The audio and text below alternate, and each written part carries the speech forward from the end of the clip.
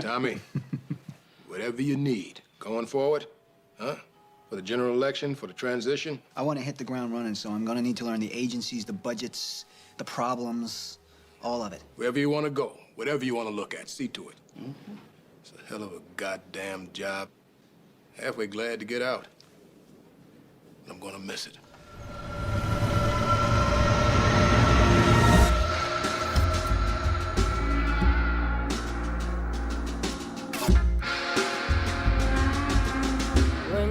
Alex Cottrell and Toby Huntingford present Caught on the Wire.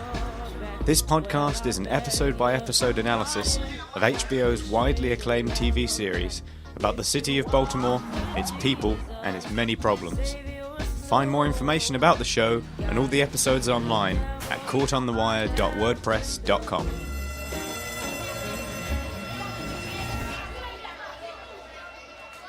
Hello and welcome to Caught on the Wire with me, Alex, and my good friend Toby. We're here once again for Season 4, Episode 7, Unto Others. It's a slightly different mood today because we are recording on a Sunday as opposed to a Wednesday, so already the show feels very different. Yeah, we haven't had a hectic day at work to sort of lead us into the podcast, so it might be a little bit different today. Well, I was working today. Oh, right. Okay, so we've sort of turned things on their head then. Yeah, no, I was working today. Yeah. Okay. Well, we'll see if anything changes. I don't think we've got any intention of switching from our Wednesday standard time, but we'll see. Just a minor aberration. So let's take a quick look at Listener's Corner then. We'll start off with that. Seems a good way to begin. Yeah. And we did have two emails from two faithfuls, which is always it's always good to hear from these guys. I got one from Dan, who we have heard of quite a few times, and Damon as well. Both long-time listeners, so good to hear from you again, guys. And we'll start off with Dan's email. It says they enjoyed the last episode. Obviously, we did Margin of Error last week, and we both spoke very strongly about how we feel about that episode. It's definitely one of the shining examples of the show as a whole. Oh, definitely, yeah. And I hope you guys didn't mind. Glad people enjoyed that. Yeah. Yeah, I hope you didn't mind the extra running time, but we thought it certainly warranted an epic discussion. We nearly slipped back to our wayward season 3 days where we had episodes going for like 2:40. Yeah, there's a big difference between sort of just going over the 2 hour mark and then sort of stretching it sort of 2.5, 2 hour 40. It just gets ridiculous. So please do let us know if you've got, if you think the timing's working or whether you'd like a bit less discussion, a bit more discussion, whatever you want. No, because I've already skipped over this bit and got to the recap. Yeah, probably. Let's carry on with the Listener's Corner. So Dan contacted us, enjoyed last episode. Saying that there's a lot to cover in this season and that he enjoyed the impressions that we keep doing, which is good, because I think they're terrible. I don't know. It's fun to try. They're becoming a bit of a theme. Let's see if we can cram a few more in. We still got some to go. Yeah. So he has a couple of thoughts here. Firstly, about the journey of the ring. We've talked a little bit before about this. When there's a minor arc of this ring that ends up passing through a lot of hands. Currently, it is with Officer Walker, who took it off Omar, who took it off Marlowe, who took it off Old Face Andre. And here Dan talks about how this goes even further because it ends up in the hands of Michael, who takes it from Officer Walker, which is a good point. And obviously we'll get to that more when we get to that episode, but it's interesting that ring arc that we talked about actually goes one step further. And he says here, he says a lot actually. I apologise for not reading it all out because there's quite a lot to read, but I'll quote him here. He says that, not sure if you want to cover this on the next episode as it does jump ahead a little bit. I am going to do it. He says it's perhaps an early suggestion of Michael's eventual path as the new Omar, because he does take it directly from him. So, to some extent it is this path that it has taken. So, but it does admit that maybe it's a stretch. But it does remind me of he said it does remind me of the Ring's journey from Lord of the Rings and how it has a habit of corrupting each of its owners. which is an interesting point. Do you think there's maybe a Lord of the Rings homage there? Yeah, quite possibly. I don't see why not. Yeah, although you could argue that most of these people were corrupt before they got hold of the ring, particularly Officer Walker. But yeah, I do like that idea. Certainly adds some more meaning to it. Yeah. So to clarify on Dan's point as well in the email, I was talking about him sort of Michael having taken it directly from Omar. That's what Marlowe possibly thinks when he asks him where he got the ring, because Marlowe recognizes it when he sees Michael wearing it later on. You know, the reaction on Marlowe's face is pretty priceless. Definitely, and that chimes quite closely with the way Marlowe described when he originally got hold of the ring back in episode 2 or 3, whenever it was. And he said, all that flamboyant explanation from Old Face Andre was reduced to you're just a guy who got your shit got took by some other guy.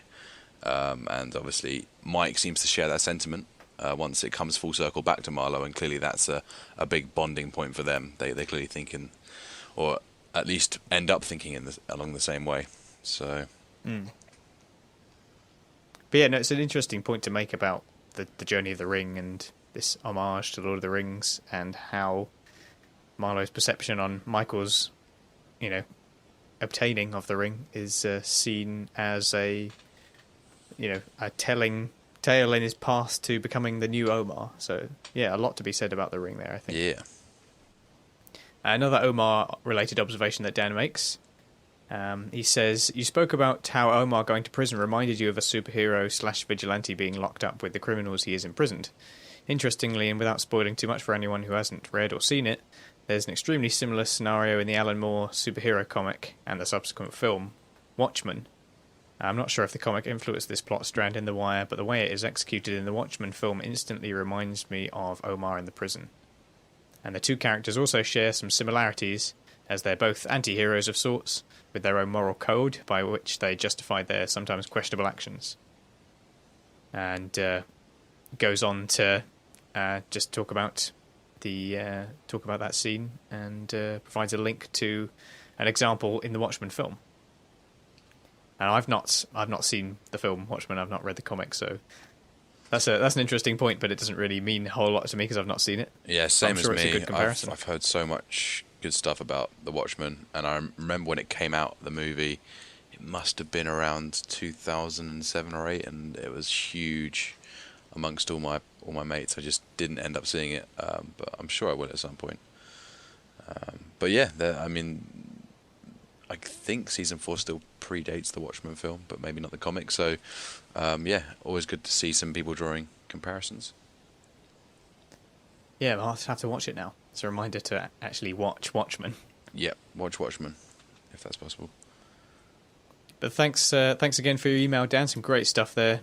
Really picking up on little parts. And nice to hear about the ring. I hadn't really put the 2 and 2 together with the Lord of the Rings arc, because I love Lord of the Rings, and I hadn't really considered that before. So yeah, that's a good spot, and also a reminder to check out Watchmen.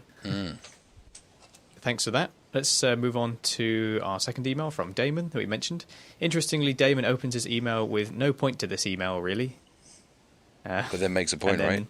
And then makes several pretty good points. Okay. So I disagree with you quite strongly there, Damon. There is always a point to emailing this show, as demonstrated in this very email.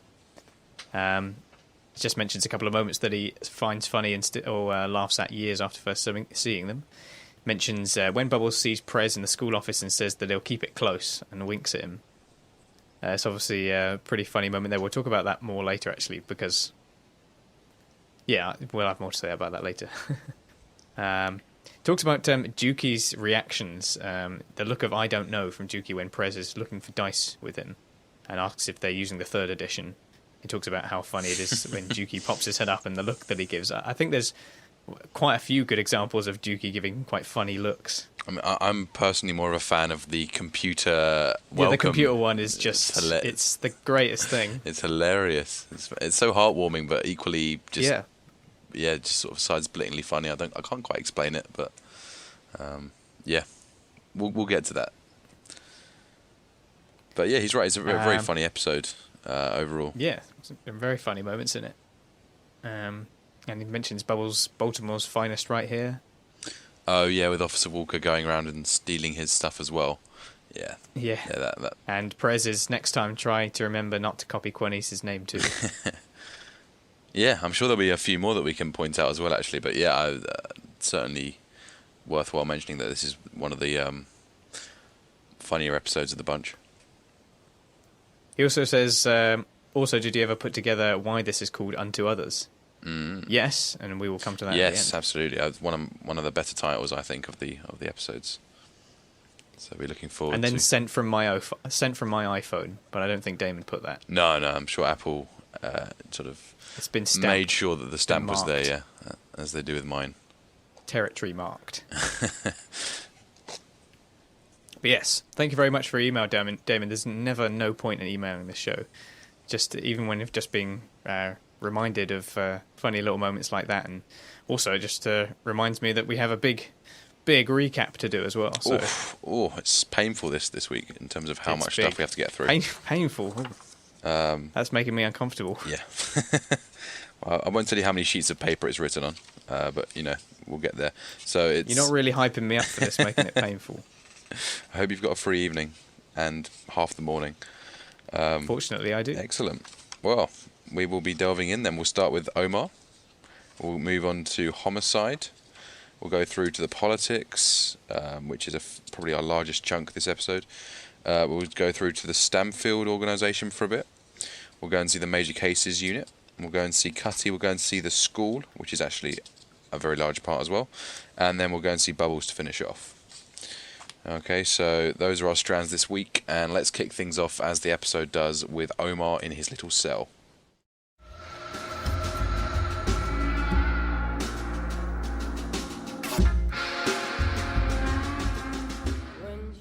So Omar Little is reading in his cell. The two men that Butchie assigned to protect him arrive and strap thick books around his torso. In the cafeteria line, an inmate attempts to stab Omar. Omar disarms him and stabs him with his own blade as a warning to the others who might try to kill him. Omar leaves the scene of the incident before the guards arrive. Butchie's men tell Omar that the bounty on his head was placed by Marlowe Stamfield. Omar gets a cell phone when he asks if they can help him make a call. He tells his bodyguards that he's phoning the police because he's owed a favour. So, there's the opener. All right. So, yeah, Omar, in an unusually vulnerable moment. We have seen it a couple of times before, but this is a fairly rare moment of him being so kind of physically vulnerable. We're used to him being able to tote his shotgun or tote a dressing gown and a desire for some honey nut, and people will go running away. But here he's in a risky situation, and I like the fact that, I don't know, maybe there's nothing to it, but the fact that he's normally able to protect himself, but this time he has to put these big atlases around his body, and it's like he's using the whole world to protect him at this moment of vulnerability. Like, there's something interesting about the fact that they're these big atlases. Yeah, it's weird, isn't it? The Atlas, I guess you could look at Atlas as, obviously the show loves its Greek mythology, and of course Atlas was the son of a Titan who held up the sky. Whether you want to try and make some links to Omar there, I'm sure you can. But it just got me thinking, certainly.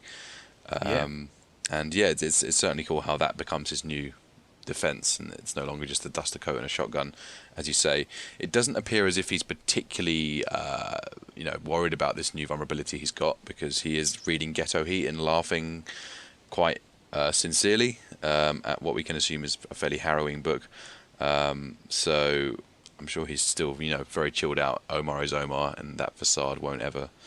Not that it's a facade, I'm sure that, Omar is Omar, and he will stay that way through what adversity he goes. So, yeah, that's cool, and it was pretty grim just to see how there's no privacy at all. The separations between the cells are just a few sort of crisscross iron gates, and the toilet is right next to Omar's bed in the neighbouring cell, which is just kind of pretty grim. But, yeah, just... Yeah, we kind of get this introduction to something afoot. We have this guard moving off. It seems to indicate a conspiracy to harm him. That kind of tips us off and tips Omar off as well. And then, do you not think that the kind of scuffle that we have next is a bit odd? Something about it is a bit strange. Like, are they creating a distraction. It's not made clear really what it's about, is it? Why don't they just, if they want to stab him, why don't they just stab him? Like, why is there's some kind of distraction that's going on or something that I don't quite understand? If anyone can correct on this, then it is weird, isn't it? Yeah, so there's three ways of looking at it. I certainly come up with three different theories. One of them is the distraction. As you say, they have chance to use a phone without supervision from the guards, essentially, as they're dealing with the stabbing. The second one is that he's trying to make it clear from the very start that he's not to be messed with. You know, he's going to... Well, no, I understood all that bit, but the people that want to stab him... Yeah. They create this, like, distraction where they're like, oh, move out the way, or trying to push in line or something. And then one of them tries to stab Omar in that kind of ensuing scuffle. Why does that happen? Because it seems like, are they not both in on it? Was it planned, or... No, I mean, when he's got, you know, a 5-figure bounty on his head, it doesn't really matter. If you're standing close to Omar, you might as well stab him because you know what, the money's coming to you. So what, they're fighting over one another to kill Omar? To kill Omar, that's what I thought. And Omar obviously knew this, as did Butch's boys, and that's why they went straight for the Atlases before he went anywhere near breakfast. Yeah, so that was certainly the look on it I took. It was just by virtue of his huge bounty on his head, there was no way he was going to be safe for even 5 minutes in the public areas of the prison.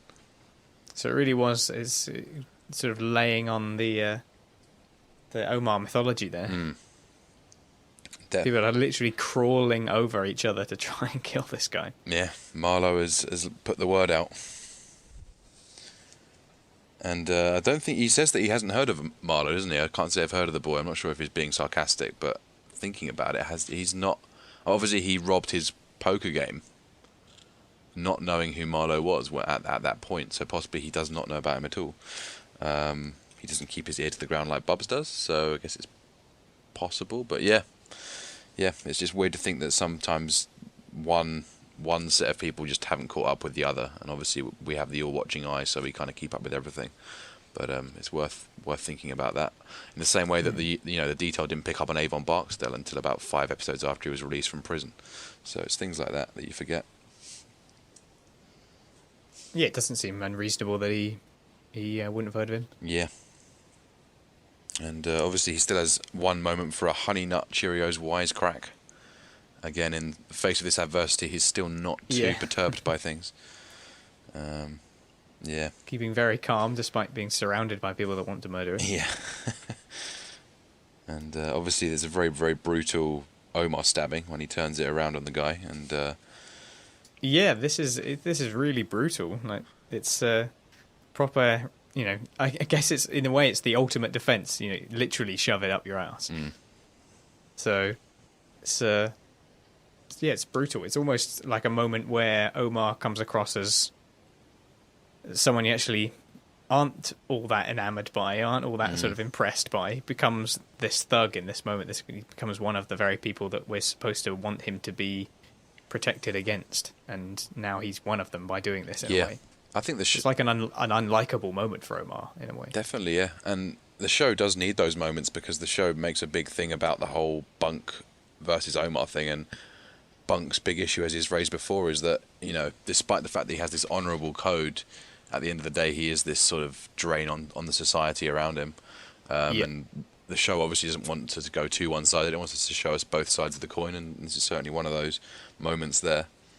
This is a great arena for that kind of opening of discussion for the show between these two characters. There's a lot of just grey area after grey area, and they're constantly fighting over that middle ground. Definitely, yeah. We'll move straight on to the Bunk discussion actually very shortly. But I just wanted to, I guess, one thing I felt about the stabbing scene here is, did you feel like it was a more adult developed version of the scene with the classroom stabbing in episode 3? It was kind of like almost an indication of where the kids are on a path towards. But what, as in Omar is the one being goaded? Yeah. And when they actually kind of make a strike against it, there's, you know, terrible repercussions. Certainly, yeah. So just in terms of that, and also just the comparison, I mean, it's just a much bigger step up. Obviously, when we watch the classroom scene, I forgot what that it's like a geometric implement to draw circles that they use as a protractor needle or whatever they used to stab someone. Obviously that was pretty horrific at the time, but then we see it's a a huge shard of glass up an anal cavity, like it's just kind of stepped into a whole new realm of brutality there. So just kind of the progression that they're going for. Yeah, so the two could be considered together, I think. Yeah. Yeah. All right. So, anything else to say about the opening scene with Omar? Should we jump to the Bunk stuff? No, let's move on to the Bunk stuff. Okay. So, Detective Bunk Moreland, he visits Omar at the prison. Omar gives him the card he got from State's Attorney Eileen Nathan for his assistance as a witness in the trial of Bird. Bunk claims that the get-out-of-jail-free card was good for a small felony at best. Omar reminds Bunk that he helped him by finding a police service weapon for him.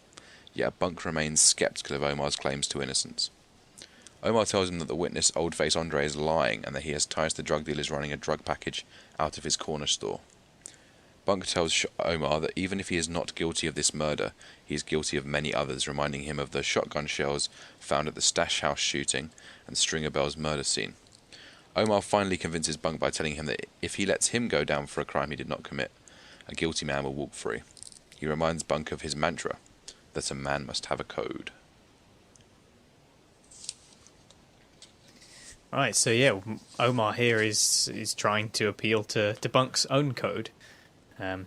We're aware that Bunk is most likely fobbing this off in a way. He's fobbing the case off to some extent. He's using unrelated deaths as an excuse to have an open and shut case. And, a man has got to have a code. Well, what is Bunk's code there? What is his code when he is essentially just dropping the case for the sake of ease? He's not actually going after the case in the way that you should. So that's kind of appealing to his code to do a good job, to be good police. Oh, definitely, yeah. It's kind of exploiting that determination for justice that he's got. And you sense that... I mean, he's supposed, we're supposed to know Bunk as not being someone to do something as simply and easily as possible all the time. Like, he's clearly a skilled and dedicated detective.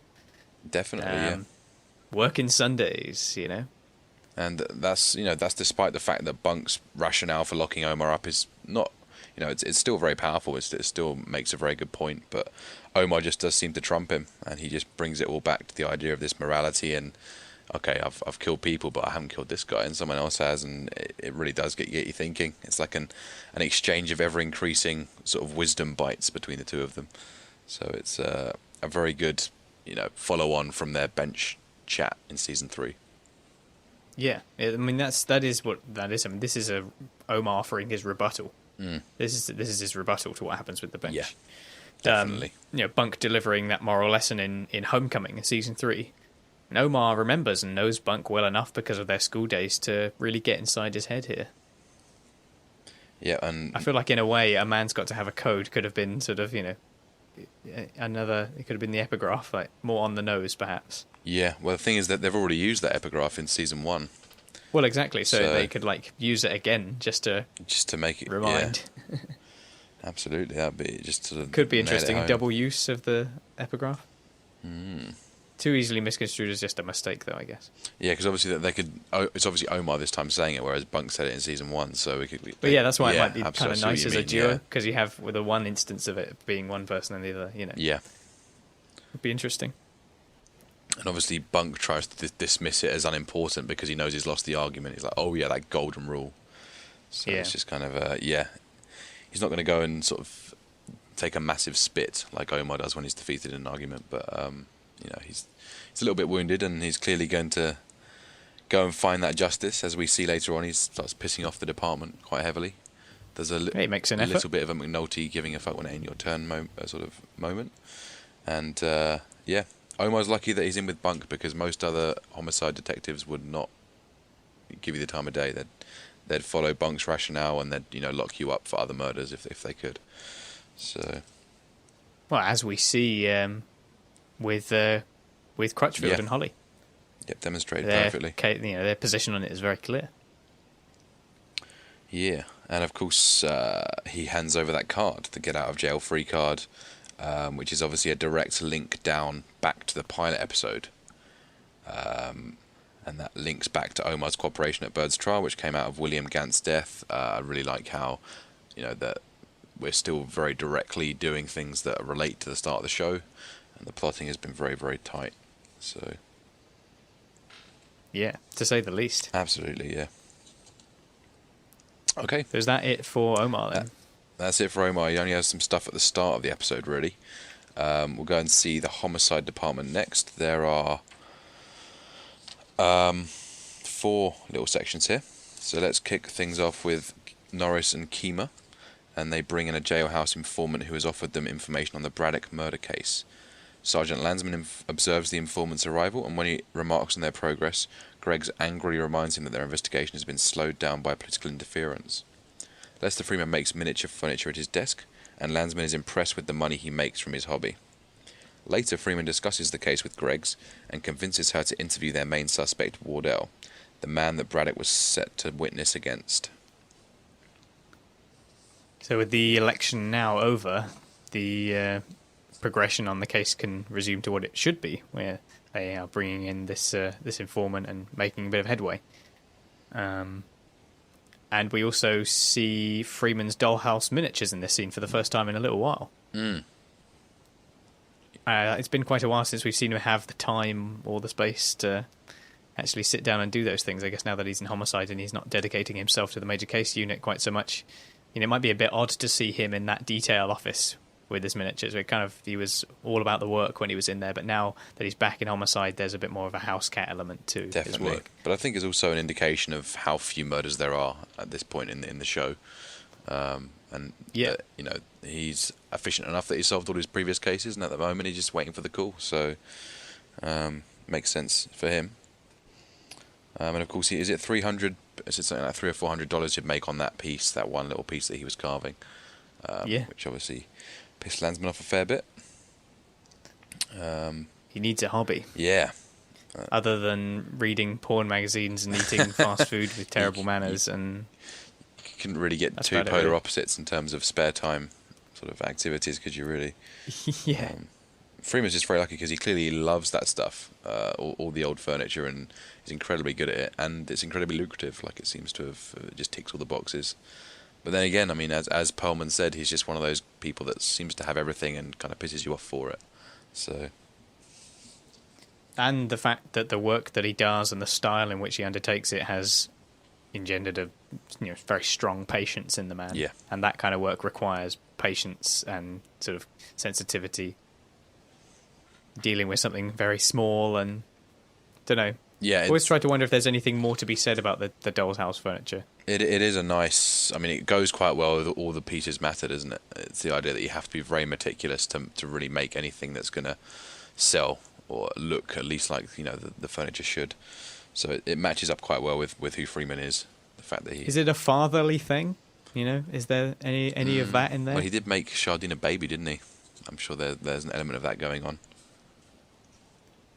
Yeah. So that's all we get of Freeman in this episode. He sort of stays in the background doing his furniture for this time round.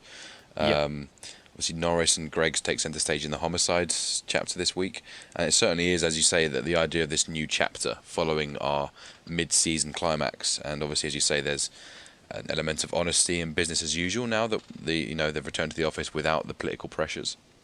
And for some reason, Norris has a fully grown beard now.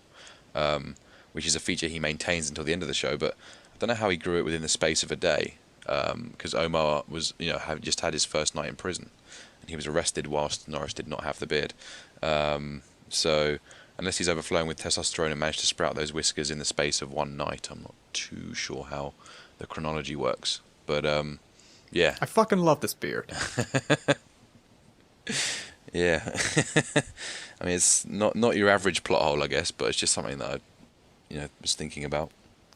He's just a man's man. Yeah, definitely.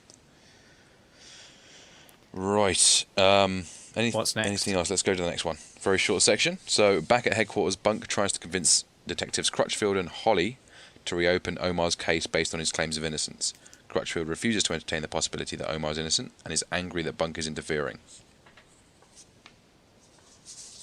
Oh, just that little bit? Just that. Just literally 30 seconds on your take on Yeah, it. so, I mean, all I can really say is that it just ends up with a fuck you match, and Crutchfield has a stronger fuck you.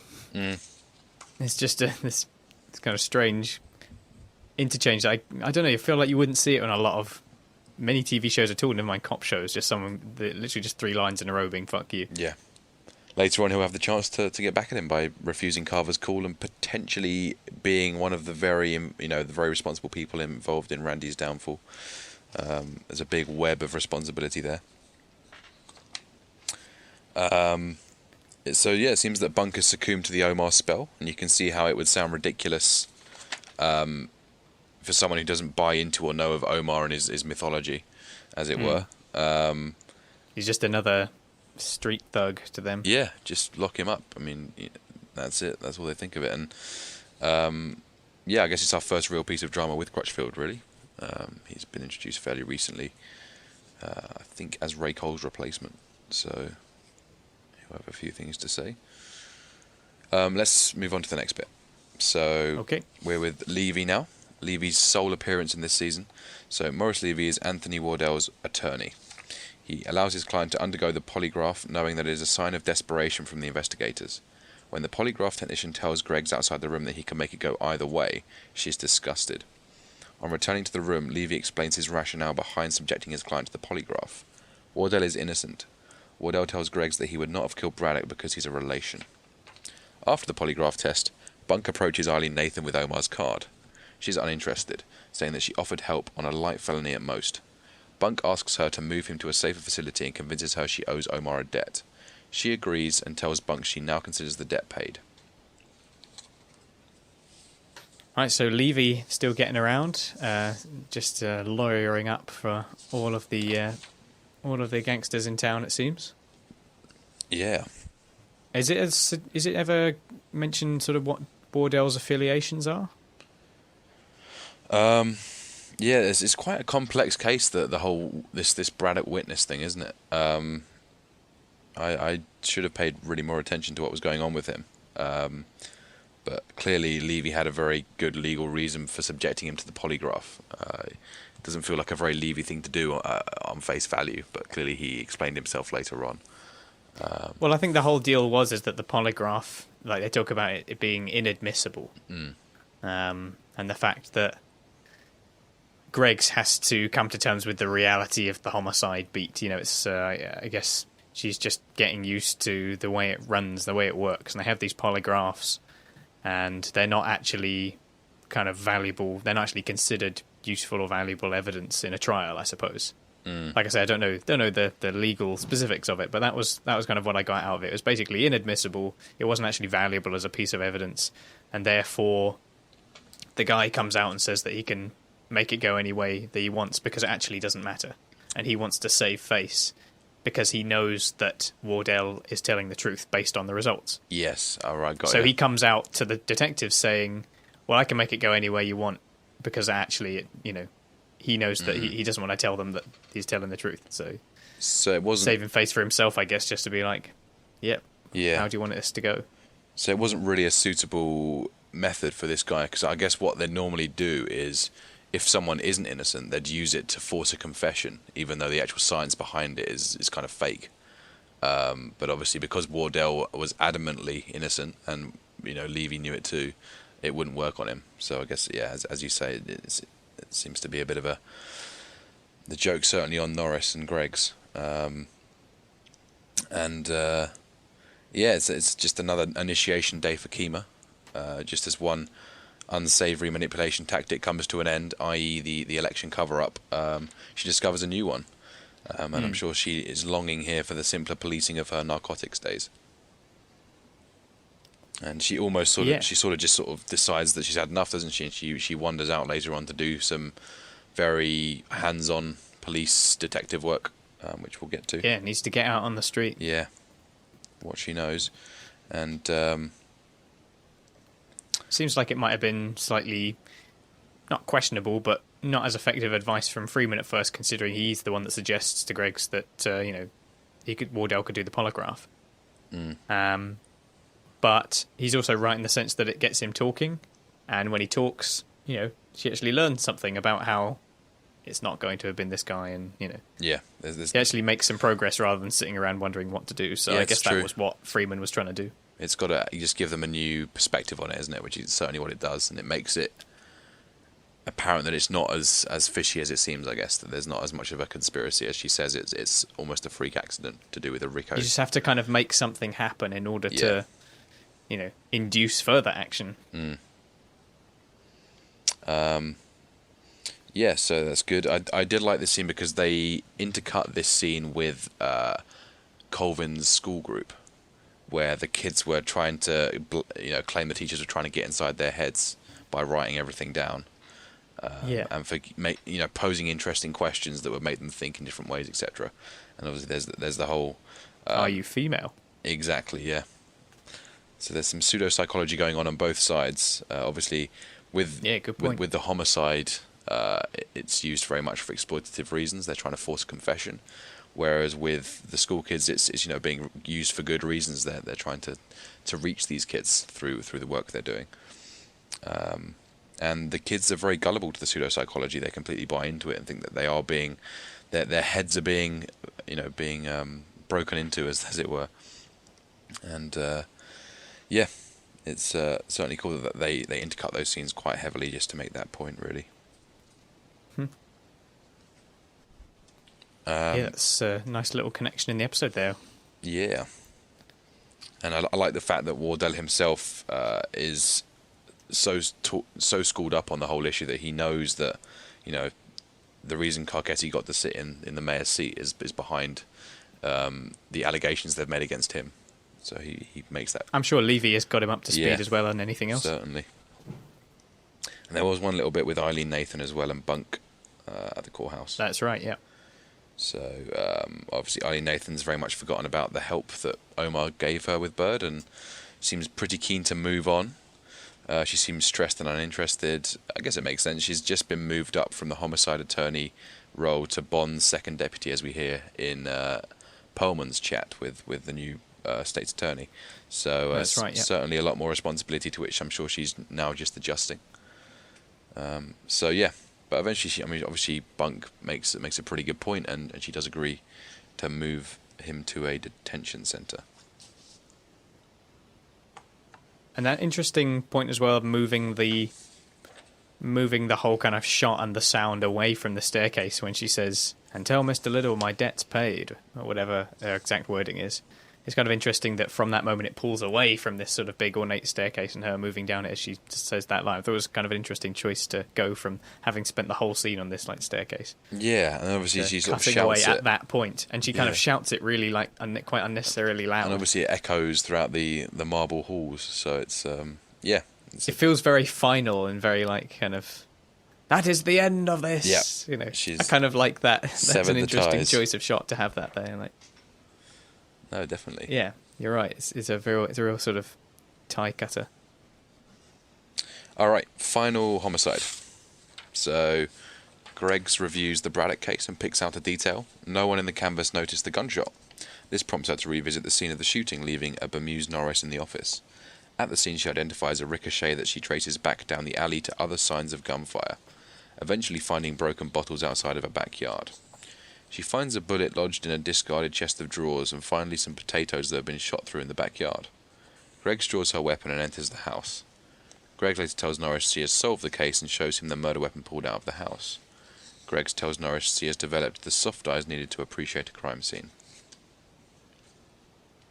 All right, so Greg's actually, as we said before, she's feeling a bit more. Actually got a new perspective on things, going to get out on the street, and she's learning a little bit more about the homicide beat here as well, as she's using a sort of like a staging technique, I suppose, that we've already seen with Bunk and McNulty, for example, in the famous one-word crime scene. And she tries to do the same thing. She sets the scene herself, and where we see Bunk and McNulty kind of figuring out where the weapon was, and they're kind of looking at where the path of the bullet was and all this sort of stuff. She's doing a similar thing. She's, just using some serious soft eyes to find that bullet. But interestingly, unlike that famous Bunk and McNulty, the fuck scene, This is like an over 2 minute long scene in silence. Just kind of watching her do this. There's no dialogue or anything like that. Before in that other example, we have at least one word to keep us company. But this is just watching Greg's go about her work. And I thought that was a really interesting moment. It really stood out in terms of Greg's progression. Really feel like she's just learning as she goes, and really fascinating to watch it unravel. Yeah, it's quite brave, isn't it, really? Because not a lot happens, and compared to the fuck scene, it is, far more difficult to work out what's really going on. And that's not just because they obviously spell it out with the F-bombs each time they make a discovery. Yeah. It's also just a more intricate set of events that she's retracing here. And it's almost like, The Wire makes a thing of training us to do one thing and then, leaving us to work it out the rest of the way. So once we've had the fuck scene once, we can then sort of take the rest of it on our own. And it's a little bit similar to the one with McNulty investigating D'Angelo's murder scene last season. Another good example, yeah. So it's these visual investigation scenes that The Wire likes to go down. And obviously what separates them from other cop shows is the lack of jargon and then the lack of commentary. It's just very, very simply showing us what happened and the thought process of Greg's here. She's just got those soft eyes and she's feeling her way around, doing the natural police thing. And of those physical investigation scenes, as I said, it is like the most cryptic. And even after multiple watches, it's not really until she explains it to Norris later that I quite understand what she's looking at each stage. It almost feels like a Wire veterans scene. Like you kind of have to know, you have to really sort of look deep into it to find out what's going on. Well, speaking of looking deep, there is one possible small thing. When Greggs goes to that sort of fake crime scene that Bunk and Crutchfield have set up, and she finds that note that says "Tater shot me." Yeah. Oh my gosh! The stray bullet came from a pistol that was fired through a potato or a tater. Oh my gosh! That killed the witness. No. Oh, yeah. No. Yes. Oh, this is mind-boggling. Oh. Oh my goodness. Yeah. So I thought that could potentially be a tie. Tater shot me. Even if it's just a little silly one. Yeah. So it ricocheted off a potato, right? Yeah, they were using potatoes for silencers. They were like firing it through the potato or something. Oh wow. And the stray hit the witness. Well, you can't say that a tater didn't shoot him. Yeah. So yeah, I do like that. And guns don't kill people, taters do. Beautiful. And then, of course, seeing as we've already mentioned Lord of the Rings once, we have to mention what's taters? Potatoes. Potatoes. Yeah, if you do. Boil them, mash them, stick them in a stew. Even you couldn't say no to that. Yeah. Well, you can do extra Baltimore potatoes. Yeah. Yeah. Yeah. So that, yeah. Ring wraith coming. Oh dear, man, that's that. I'm gonna have to regain myself. I'm sorry.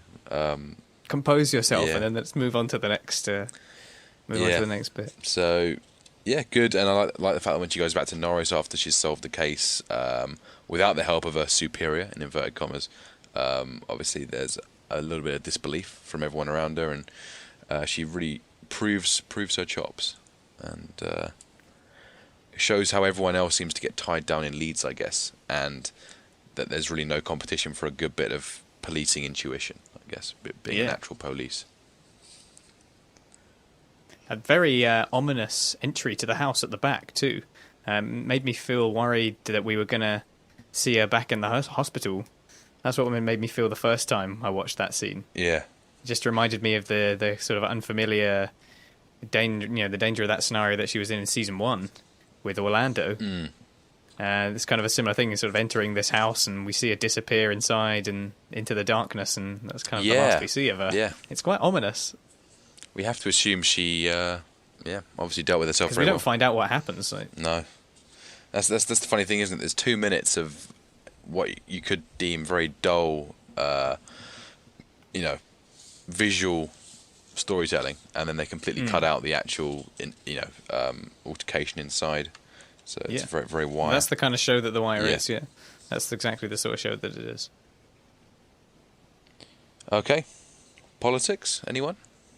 Yeah, that's we've had quite a lot of the old butterfly effect going on with the whole Braddock case, I think. Yeah.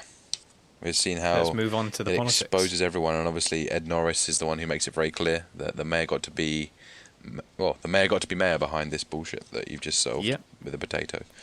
And appropriately enough, we're moving on to that now. Yeah. So Tommy meets with a former mayor named Tony for advice on beginning his term. He also met with him in the first episode. Tony complains of having been forced to eat shit from the various branches of the city bureaucracy, a pattern that continued throughout his term and eventually led him out of politics and into private practice as an attorney. So a nice... the birth of our bowl of shit metaphor, then. Yeah. Absolutely. A nice indication of the two-act structure of the season, as we mentioned last week.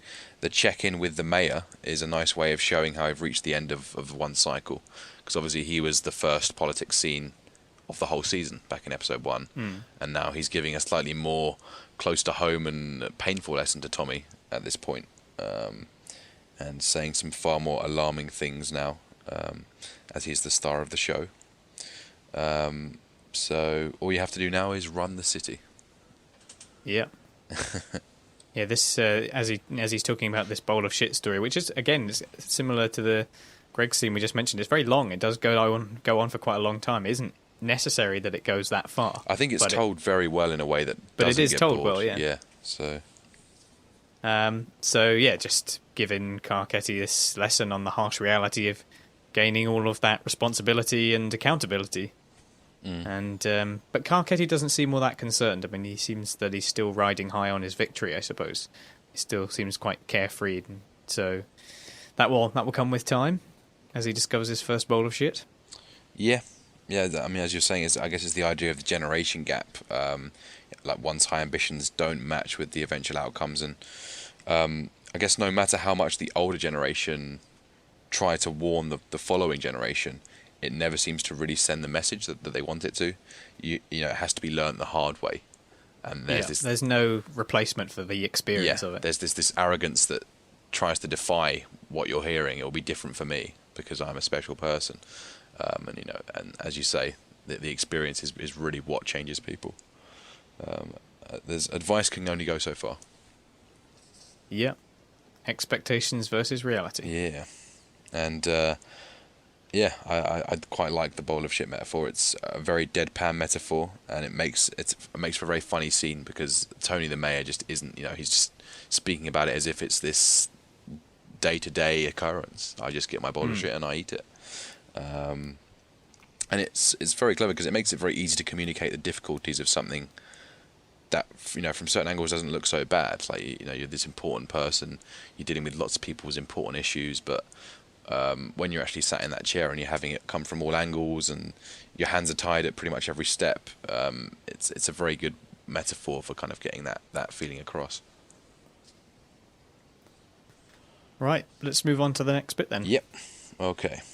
So, Carcetti and Norman Wilson have an amicable meeting with their recently defeated opponent, Clarence Royce, and Coleman Parker. They discuss the ins and outs of their campaigns. Carcetti mentions that Teresa D'Agostino has a new role with the DCCC in their meeting. Carcetti claims that the last-second move with the slumlord pamphlets were ingenious. However, it's revealed that they were not endorsed by anyone on Royce's campaign team. When Carcetti mentions that he still has to win the general election, Royce says that it would be disgraceful for him to think about losing in a city where Democrats outnumber Republicans 9-1. And now that the election pressure is off, these shutters of desperation seem to be pulled up, and they actually get along and have a laugh about it, and it's very dysfunctional. But depending on your perspective, you could see. I could say whether or not Royce is just doing this to save face.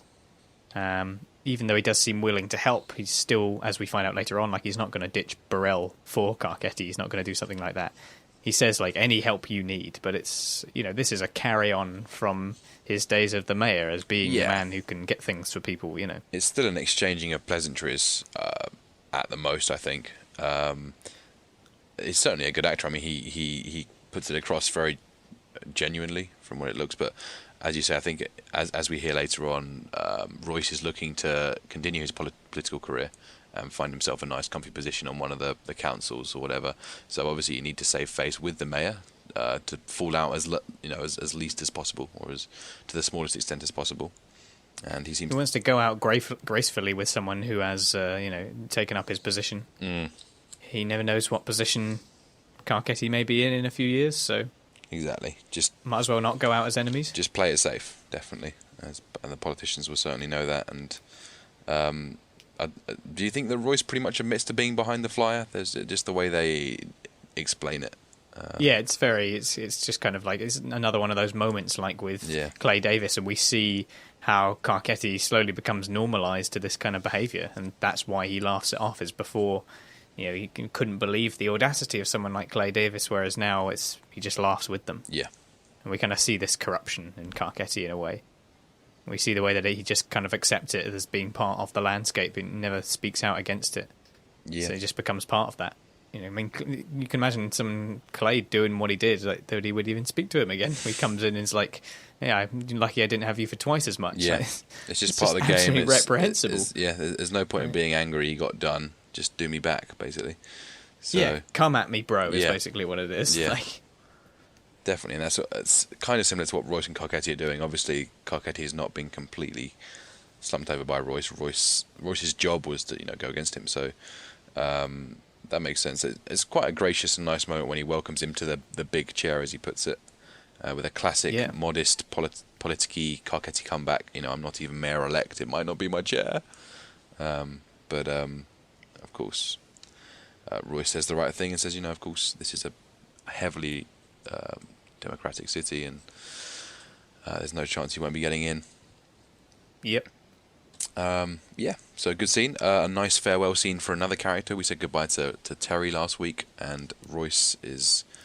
I think he will come back for one small cameo appearance next season, but that's it. He's off for now. He's got no more use, really.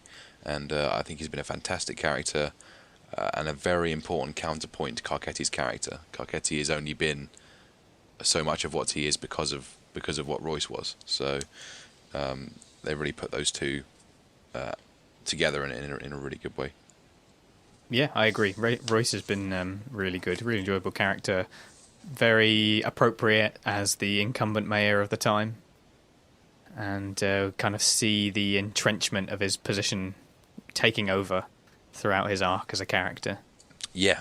The desperation that follows in the election, and how, I mean, you were talking about how the actor has done well to portray this.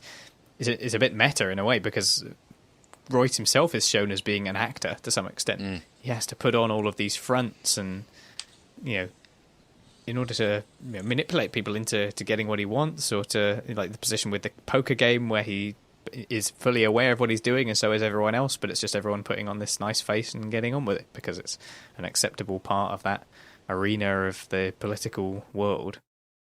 So... yeah, it's really well portrayed, and Royce is a really interesting character, and as you said, it's important to have the yin to Carcetti's yang. Yeah. Okay. Let's go see Rhonda Perlman for a bit. So, Perlman meets with the new state's attorney, Rupert Bond. Thinking she's going to be replaced by an African-American attorney to head narcotics cases and transferred to head misdemeanor cases, she's surprised when he offers her the violent crimes unit post. Bond states that he's impressed with her record and courage and wants the right prosecutors such as her to help run the state's attorney for Baltimore office. The post is open as he is to second deputy state attorney. From the looks of it, Bond appears more interested in criminal prosecutions than his predecessor Stephen Demper, who was most interested in his elected position, often dismissing cases to maintain a favourable conviction rate. Right, so yeah, not Comstat, that's later. We have our meeting with Rupert Bond, State's Attorney. One of the best scenes in the episode, definitely, actually. Yeah, it's, I guess, another good news for Rhonda, who has been perhaps getting a bit disillusioned with her position, as we talked about before. She's someone who definitely deserves to move upwards. And her and Daniels are a good couple in that sense, in that they're two people who rise within the police department and genuinely feel deserving and well suited. Yeah, but both of them are equally honest individuals, but also they both get lucky in the right ways at the right times. Yeah.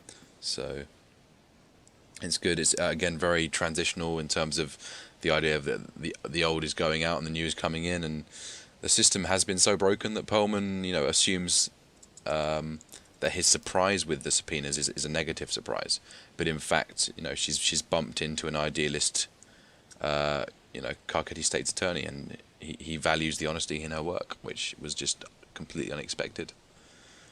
And I feel like scenes like this give us, as the audience, a certain optimism towards the systems that we're viewing, because Bond seems very open, and obviously if he's interested in promoting someone like Perlman and the style of work that she's been going under, he doesn't seem all that bothered by the subpoenas, for example. Like, we get a certain optimism for the actual institution itself, Yeah. that it is moving up, it is turning a new leaf, it is adopting these new styles that we've seen in the characters that we've followed.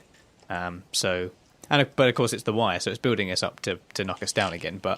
And we should know this, we should learn this every time. Yeah. We should stop going back to it and thinking that it's going to turn out well. But this is just an example of the show building us up in preparation for the next downfall. definitely, yeah. And it's a very long build-up, this one. Right to the end of season 4, Carcetti has yet had a chance to prove how dishonest he'll be as a politician. And yeah, there's some people getting into power that really do seem to have those idealistic motives to change things. And I do like how Deirdre Lovejoy plays this scene, the way her face beams up as this idea of the new day sort of comes in. Yeah. And there's a little bit of a hammy exposition bit, I guess, when you can't really imagine them having spelled this out if it were actually a real conversation. But she says, like, "Oh, you're putting me in charge of all homicide prosecutions," just to make it clear what the VCU position is. So she's essentially become the new Eileen Nathan. Eileen Nathan obviously dealt with the Bird trial, which was a pretty high-profile homicide, and she's now going to be dealing with those. And as we see, Eileen Nathan is now one of the deputies for Bond, so she's gone up in the world as well. So I really like how the hierarchies, not that we fully know the hierarchy of the city attorney side of things, but of the people that we do know in that system, it's very clear where they've been, where they're going, and it really feels like a real system. There's a bit where she mutters Lester under her lips. Yeah, she owes him an apology, I think. Yeah. Given that the mention of the subpoenas to some extent meant that what she felt was meddling and was going to damage her career has actually ended up putting her in the spotlight. Yeah. And has given her a promotion. So it's nice that she mentions Lester and how she maybe regrets the exchange that they had back in the detail office. Definitely, yeah. It's another odd moment. I guess it feels a little bit like it's there to remind the viewers of the links between the characters and the plot lines. But I'm sure there is some genuine consideration that despite her annoyance with Lester, it really was his actions mostly that have inadvertently had her promoted. But I did wonder if there was perhaps a suggestion that Lester put in a good word for her in order to have her come back to a department where her work matters and thus boost the importance of the MCU once again. And obviously drugs, as she said before, drugs are off the mandate now. The narcotics cases are flagelling or whatever the word is, and the murders still rate quite highly. So all of a sudden her role has gone from fairly unimportant right back to the heart of being an asset to the city. So not that Lester is so much of a mastermind that he can pull strings everywhere, but I don't know if there is a suggestion that he has this sort of master plan going on in the background to get the MCU back on good terms. And obviously he knows that Rhonda's a very honest and very principled attorney, and with her sort of overseeing the MCU for the murders, it may well go back in the right direction. All right, well, let's move on to it must be the Comstat meeting next then. Yeah, that's right. So we're going to see Daniels for a bit at the Comstat, and Western District Commander Cedric Daniels attends a Comstat meeting chaired by Irvin and Rules. He tells his commanders that the homicide rate has dropped while other felony rates have risen. When Rawls asks him if he's taking credit for this decrease, Daniels claims he refuses to take credit for the crime decrease as he does not want to take the blame for the increase when it occurs. Carcetti arrives to observe the meeting. Daniels tells them of his strategy of putting two-man cars in the worst drug corners while devoting his resources as much as possible to pursuing good felony cases, instead of making street-level arrests. Burrell becomes angered when Daniels claims that he refuses to force street-level arrests and is just pushing the traffic away. He's further affronted when Daniels tells them that many of his officers are insufficiently trained to pursue quality cases. Yeah. I guess the main thing here is, first off, Carcetti snubbing Burrell. I'm more interested to hear what Daniels has got to say, who is standing up for quality casework, which makes sense given that that's what he's been trying to promote with his work that he's done with the detail. Yeah. And smart enough to not just take credit arbitrarily. I mean, this is just one of those scenes similar to with Ronda's. We see him really making use of his position, that he's really deserving of his rank and his standing. Yeah. It's weird to see Carcetti sting Burrell, because he pulls the chair out next to him, doesn't he, and then double takes and suddenly heads over to Rawls' side. Yeah. And you feel like he should take a leaf out of Royce's book, like never potentially mess up a relationship. Like he's convinced he's going to fire him. That's going to be his first move in office, and of course that doesn't happen. He finds out that he can't do that, and he's now just soured that relationship even further. Not that they would have been on the best of terms in the first place, but that's something that he should have thought about. Just don't take any risks. Don't sour relationships that you may need in the future. You know what I mean? So didn't feel very Carcetti. It felt a little bit too slapdash and not thought out. I did like the jittery looks on Burrell's face. That was very entertaining. And he does come across as a little bit of a weasel here, where he's constantly just like, "You just insulted your command." Like, yeah, it's very completely disregarding what is actually good police work and what is actually valuable to the community and getting cases solved. And it's just kind of, you've offended me. This personally, this kind of political importance, saving face thing. The other, Yeah, I mean, he's sort of proposing Colvin light, isn't he, or Amsterdam light? Just sort of pushing the drug trade rather than making arrests, and he's getting a little bit berated for it, but nothing that he can't handle. And we sense that conditions are more relaxed than they were last year. Obviously, the crime and murder is down, even if other felonies are up, and the murder rate is so low that it makes sense that that have sort of laid the pressure off a little bit in Comstat this year. Also, with Daniels adopting, like you say, Amsterdam light, it shows that perhaps everything that Colvin did wasn't entirely for nothing. Yeah, it's clear that the guys who really care about the work of the actual outcomes of the policing are constantly kind of seeing this as a solution. And it's certainly brave of Daniels to, as he seems to do, go off script for the benefit of Carcetti. You sense that he probably had a chat with Rhonda and discovered that they might have as much luck with Carcetti as she did with Bond, in terms of finding a new person in power who actually has these principled ideals that they agree with. And it pays off. Like, I'm sure that Daniels could see from the look of Carcetti's face that he was completely entranced by him, by what he was saying here.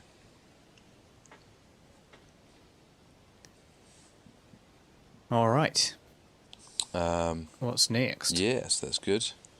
Next up, we have Carcetti meeting with Wilson, State Delegate Odell Watkins, and Jerry to discuss their first move in office. Carcetti believes that a replacement to Burrell as commissioner should occur. Watkins agrees, stating that he told Royce to fire Burrell more than a year ago, but that due to the support of the ministers, Royce will not fire Burrell as he is now running for the 7th District Council. Carcetti then proposes to fire Burrell himself, and Watkins then claims it's okay for Royce to fire an African-American police commissioner, but not for Carcetti to do so. Norman agrees with Watkins, claiming he would face voter backlash from the blacks who voted for him. Carcetti decides he will replace Burrell with an African-American, but it is pointed out that replacing Burrell is even harder for Carcetti within the Baltimore Police Department. There's very few ranking African-American officers in the department besides Burrell, and the 70-year-old deputy commissioner named Hawthorne. The next highest ranked would be majors and shift lieutenants. Carcetti then claims he will do a nationwide search, pointing out that if you are talented and black, why stay in Baltimore? To which Wilson agrees, stating, I often ask myself that very question. So just a little bit more of the racial difficulties that Carcetti has to come up against. And this is another one of those moments, like, he can't fire Burrell because he's white, and the implications of that on the community, and having to deal with a lot of difficulties that he plans to do in office before he's even got there. And like we mentioned before in the Comstat meeting, he is getting a bit ahead of himself, breaking up these ties with characters that, like you said, may not have been all that rosy with in the first place, but he's finding out the effect of it almost immediately after. Yeah, so being a little bit hasty with things. And yeah, it's just these political realities suddenly, lessons are being learned all the time. And, Carcetti's not stupid, and he's going to have to play by some rules here. There's a sense that, you feel like an ultra honest politician may be driven to kind of cut through all the smokescreen and just go ahead and fire Burrell. And, but, the experts who have proven time and time again to be correct, they're saying, no, don't do this. It's political suicide. And Carcetti obviously has enough respect and trust for these people to resign himself to these realities, and his ideals are already taking quite a hit from where he started with these grand plans to reform the city. Already he's sort of settling for less than reform for the sake of the political pressures. So for the sake of staying in power at all. Basically, yeah. I mean, I'm sure he's finding other ways to rationalise that in his head, but essentially that's what it boils down to. And don't have a whole lot more to say about that bit really, other than Wilson delivering some more funny lines. He's quite a consistently funny character. Yeah, definitely. Yeah, he's always one for the one-liner. So, with that, should we go on to our final politics bit? Yeah, let's do it. Okay, so Carcetti takes a ride along with the Southern District officers. Major Cantrell is surprised when he declines to travel with Shift Lieutenant Grayson, but is impressed that Carcetti is interested in understanding the day-to-day of the district. Grayson assigns him to Officer McFarlane and Ginter. They are called to a shooting where they view Cedric Daniels as the duty officer who is proficient in controlling the crime scene. Carcetti is impressed and learns from his accompanying officers that Daniels is not as bad as some other commanding officers. Right, yeah, we have Carcetti's ride-along. It's quite a, telling moment again from Carcetti about his desire to see things from a new perspective and to turn that new perspective into his politics as well by turning down the sort of the fancy ride-along, the safe ride-along. He wants to actually go where the action is, out onto the street. We have a curious mention of white phosphorus and Fallujah. Yeah. I wonder if that's telling at all of David Simon's project after this with Generation Kill. Yeah, it's definitely got those overtones, hasn't it? But the guy's very set on that, isn't he? And it's potentially a warning that this system is broken, and the only way to really fix it is to start again. But that's not really possible. Just pull it all down and start again. And it's totally unfeasible. But if what you truly want is reform, then that would be the only way to do it. Definitely, yeah. And that kind of feels like what The Wire is saying at every step, almost. Constantly dealing with broken institutions. Yep. Can't have too many. And then Daniel's getting another moment to shine in front of Carcetti. Knows what he's doing. Clearly very dedicated to the task. Knows what he wants to achieve, and he has a very honourable, very dignified way of going about it. There doesn't feel like there's some scheme going on. He's just being a good police. And Carcetti's obviously very impressed by that. Yeah. I still feel like there's an element of Daniels going off script again and being extra good at his policing, or throwing in some extra jargon to you couldn't put more police jargon into that. There was a lot of jargon. Yeah, like couldn't put more acronyms in if he wanted to. But clearly he's trying to take these moments to shine in front of those who are scouting him essentially, And yeah, Well, you think Daniels was maybe putting it on a bit to impress Carcetti? obviously we've never seen him do this before, but I feel like that's what he would be doing. He'd just be maybe speaking up a bit more, making sure that he's being heard by Carcetti. Well, so he's certainly demonstrating he has the practical skills and the experience to go with his, the plea he made in Comstat for, some more honest police work. And I think kind of intentionally making it very clear to Carcetti that he's very competent and is in it for the work rather than for any sort of personal gain. Well, we'd certainly like to think that about Daniels anyway. Yeah. It's very, very endearing in this episode, and like you say, he's being very good, very intentionally good, perhaps. Yeah. Which isn't a bad thing at all. You need to stand out when you need to stand out. So not only that, but that attitude does seem to be pervasive amongst the actual police officers themselves, who consider Daniels in fairly high standing compared to I think not as bad as some, is probably about as close as any boss is going to get to a compliment from a man on the beat. Definitely. And I quite like our glimpse of the Southern District. We don't spend any time, I think, with this district of the police department ever. Obviously Cantrell is back. We saw Cantrell in season 1. He's the guy that Daniels pled with to get Sidney on the detail. He's back for a little bit, and he also ended up with the promotion ahead of Daniels. That's right, yeah. So obviously Daniels came along later, but they're now back level pegging again, as they were both lieutenants in season 1. Oddly, of course, Daniels, being a Western major, ends up in the South for a murder, but I guess the idea is that if you're the duty major, there's like one night a week where you have to visit all the city homicides, where the other guys take the night off. So it kind of just makes sense. Very convenient for Carcetti to be in the right place at the right time to see that. Yeah, bit of convenience there. There's a few other incidents of coincidence. Incidents of coincidence. Incidents of coincidence. Lovely. In this episode. Yeah. And this is one of them. Yeah. Okay, anything more on the politics? No, I think that's about it, really. We've covered a lot there. Yeah, definitely. All right, we're going to have one small bit for the Stanfield organisation. So Stanfield meets with Prop Joe on a park bench. He tells Joe of his failed efforts to flush out whoever's been investigating him. Joe recommends that Marlowe steal the surveillance camera that he knows has been set up on him. Joe tells him the federal agents have enough funding to let the camera go, but that any local police will come looking for it. Snoop and Slim Charles stand guard throughout the meeting. All right, so yeah, Prop Joe dishing out more of his infinite eloquent wisdom to steal that bitch. And of course he knows roughly who it will be based on the response to the theft. Perhaps because he's had some experience of this before. Goes without saying that Prop Joe is clearly very knowledgeable. Yeah. It's not always clear. In a similar way to Omar, there's a lot of mythology surrounding Prop Joe, I think. Never quite clear where he gets all of this knowledge from. He presumably has a very colourful and extensive past, but we obviously know nothing about it. Definitely, yeah. I mean, he's certainly very confident in his own knowledge. And, yeah, so, I mean, he says he can use the reaction of the police as the telling of whether FBI or local police are investigating. Don't know if that... And he's dead right with Herc, who is, comes charging straight in. I feel like that's more Herc than other police, but still, I mean, it seems perhaps a little arbitrary. But then again, I'm not exactly qualified to make a call on this myself. But yeah, Prop Joe seems to be very, very much of an oracle.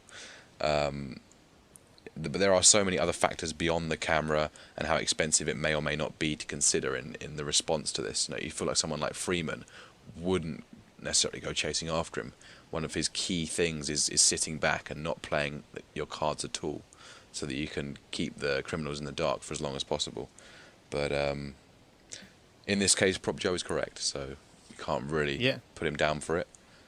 I think describing him as an oracle here is about right, really. Yeah. What is it? It reminds me perhaps of the Oracle in the Matrix. Yeah. What is it with oracles and park benches? Yeah. Yeah, it's weird, isn't it? It's this kind of, almost this throne spot in the city. The way they just sat there, the throne of power, the skyline behind them.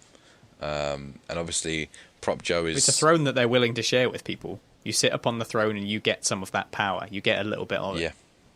You get some of the wisdom, and then you leave again, and then And of course, it's a throne of the people. It's in a place where anyone can go in a park, so I guess it makes sense. Yeah, it's quite clever. And of course, the only 3 people that ever use this bench throughout seasons 2, 4, and 5 are Spiros, Prop Joe, and Marlowe. So, you could argue that these people really are the ones with that people's power that we mentioned. Yeah. Yeah.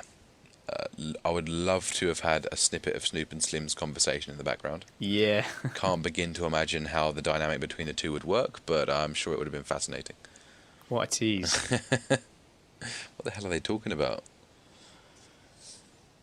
And again, a nice way of showing us, not telling us at all, but just showing us how important Slim is becoming to the Prop Joe empire. It was alluded to that he was kind of a branch of the co-op. He kind of had a few dealers, one of them being Bodie, that he re-upped for. But he now seems to be kind of the trusted right hand of Prop Joe. So clearly he's moving up in the world, and he's becoming a very, very powerful presence in this drug game. That's right. Yeah, he's moved up very quickly. Yeah. Taken full advantage of the dysfunction in the Barksdales and their collapse, and is still going strong. Definitely, yeah, came out well. So yeah, so still that bitch, and of course we can already sort of foresee this Herc rage, just in the way that Prop Joe says it. He's not going to let it stand for 1 second, and yeah. Let's go and see now, shall we, at the major case unit? Yeah. You can hear him coming. Alright, so just a couple of little sections here. So, Herc and Sidner watch footage from their surveillance camera to try and determine what it is showing. Sidner identifies shapes they see moving as birds. Herc checks the camera's location and realises it's been stolen. Herc meets with his friend Ellis Carver to discuss the problem of the lost camera. Carver tells him that Marlowe has a pigeon coop. Herc believes his new commander, Marimo, will use the loss of the camera to end his career. Carver remembers Randy and his plan to phone Bunk about it. He offers Herc a chance to talk to Randy before he passes him on. Carver phones Bunk and leaves a message with Crutchfield, who, angry at Bunk for interfering in Omar's murder case, promptly throws it away. Yeah, and I suppose starting off with their discovery, they're seeing the birds going on. Herc's angry kick of whatever it is off screen when they discover it missing is very representative of the kind of maturity with which he's approached the case so far. Yeah, very predictable reaction, definitely, from Herc. And like an appropriately kind of apathetic one from Sidner, who generally doesn't care too much. We don't get the sense he cares too much about these cases. So yeah, not too much to say really about the whole birds thing. There's obviously more of the Marlowe practical joke going on really at this point, just toying with them. Yeah, he's got a sense of humour, that's for sure. Definitely, and you can just feel Marlowe's spies in the dark background, sort of trying to hold back the laughter as you say. Herc is just kicking the rocks or whatever, and cursing, and swinging his arms around in frustration, just being a very immature policeman. Yeah, it's a nice callback to the adventure with Fuzzy Dunlop as well when he's discussing it with Carver. Yeah. Yeah, Herc is just, I don't know, he's ultra useless in these scenes. I know he's a drug dealer.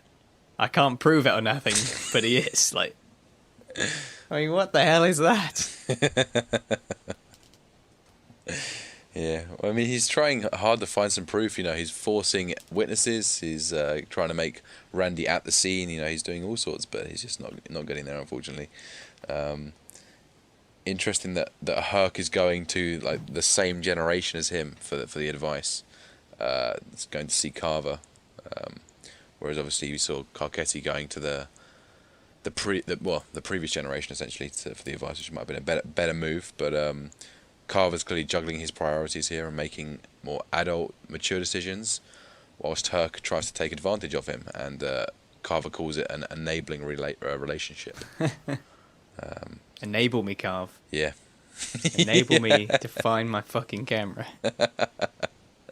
So yeah, he's being pretty selfish. He's using and Carver, has enough nostalgia for him. I'm sure that he does go and does what he can to help him, and puts Randy in his under his responsibility, which is a very dangerous thing to do.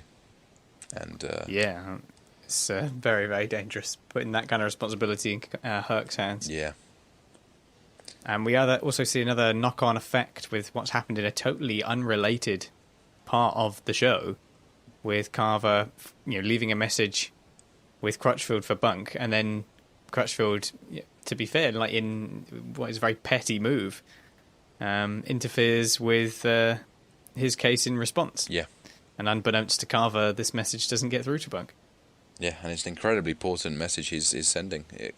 Yeah. It could solve the whole Lex Fruit murder, and it could also, save Randy from ever having to go into Herc's clutches.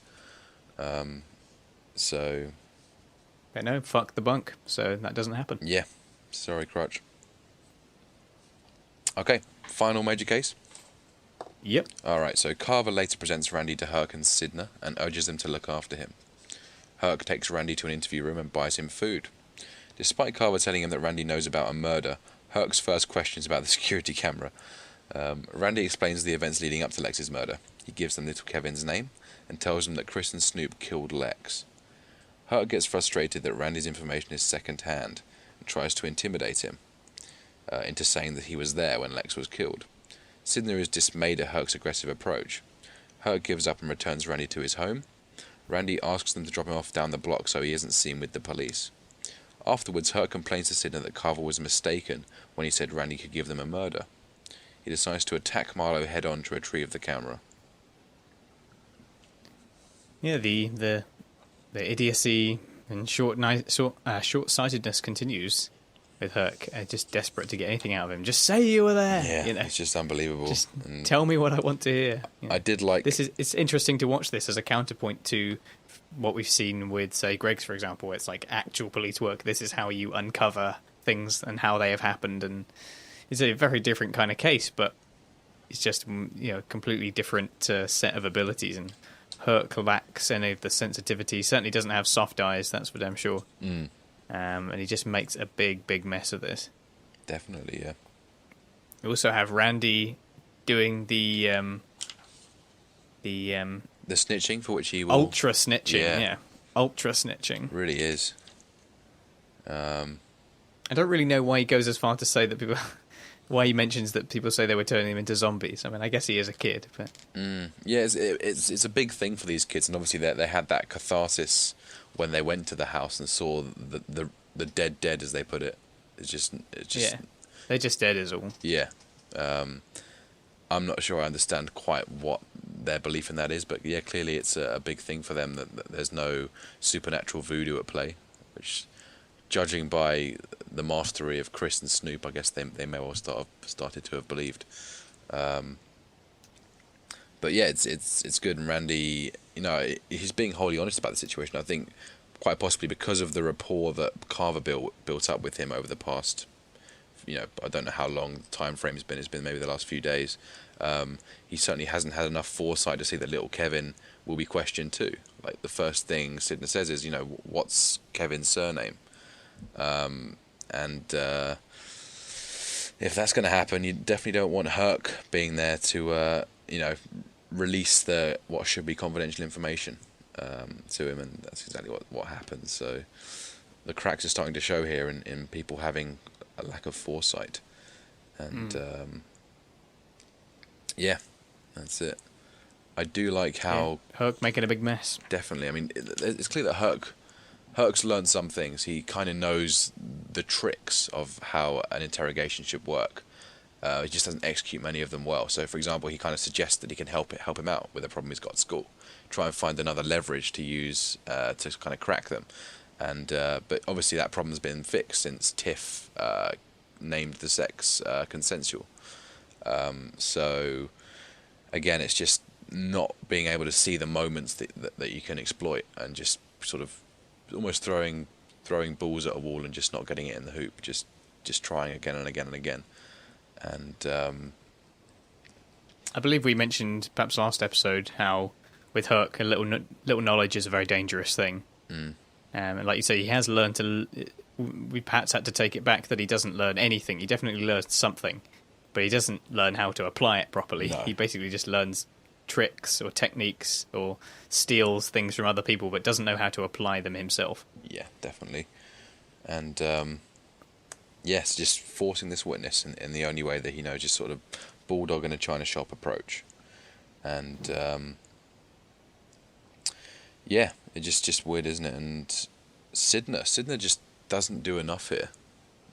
And Sidner, is introduced to us as this very competent cop who is really sought after by Daniels, but he's I'm sure he's a good cop, but he's certainly not a natural leader. He never takes the leading role and is happy for Herc to take the lead in this investigation, even though he can clearly see that it's sort of going in almost head in the hands moment cringe for him, as he sees. Doesn't show any desire to kind of take No. over or suggest major action. It's all very passive and just kind of putting another bum on a chair, really. Doesn't seem to be doing all that much.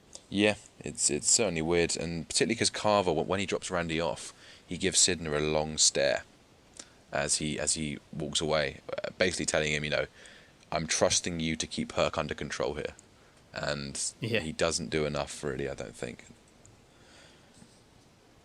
And of course, Herc then takes him back to his aunt's house, Miss Anna, sorry. And obviously, Randy explicitly spells out that it's important that he's not seen with the police in his immediate neighbourhood, and they're sympathetic to this at least, and he gets dropped off sooner. Obviously, what we're not seeing is the fact that he didn't go to see Bunk, as Carver instructed, take him to Bunk afterwards. Again, another fuck up. So, Yep.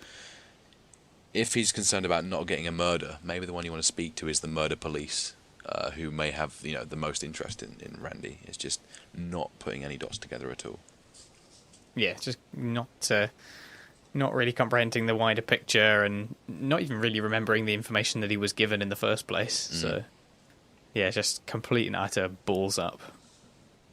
And obviously, once Randy's gone from the car, Herc has finally given up fully, and he says, I want to reveal all my cards. I'm going to go and see Marlowe face to face, and personally intimidate him, or certainly intend to. Now, we saw this happen last season, and it was a very uncomfortable situation that didn't go very well, with both Herc and Carver sort of squaring up to Marlowe. All we know since then is that he's grown and become far more fierce and far more brutal, so it really isn't a good idea here, and all it's going to do is crumble the investigation quicker. Yep. Although he is, carrying on as he started. Yeah. Oh dear, so should we escape the depression and go and see Cutty? Yep. Okay, so just a couple of bits here. Cutty Wise finally tracks his absentee welterweight Spider down and finds him selling drugs in a corner. Spider initially tries to walk away, but becomes confrontational when Cutty tries to apologise for a tryst he had with Spider's mother. Later at the gym, Cutty apologises to his budding boxers for his recent irresponsible behaviour in his love life. He has realised that his actions may upset them, particularly those with whose mothers he has been involved. Yes, so... You ain't my fucking father. Yeah, exactly. There's a sort of strange... It's like a car horn beep after that line. He says that line, there's a beep, and they actually turn around. They seem to react to it. It's not just a sound effect. It's something that's clearly meant to be there for them to react to. Okay. Is this the wake-up call? Is this the realisation that he may have upset him? Because it's finally come to terms with it with Cutty that he needs to be careful about the way that he's treating these people. They are sort of maybe looking up to him, or he is playing around with people's families in a way that he shouldn't be. This is the actual realisation here, maybe. I just thought it was interesting that there's this car horn right after that line that's like the realisation for Cutty, and cool. What prompts him to perhaps go back and apologise and to make amends.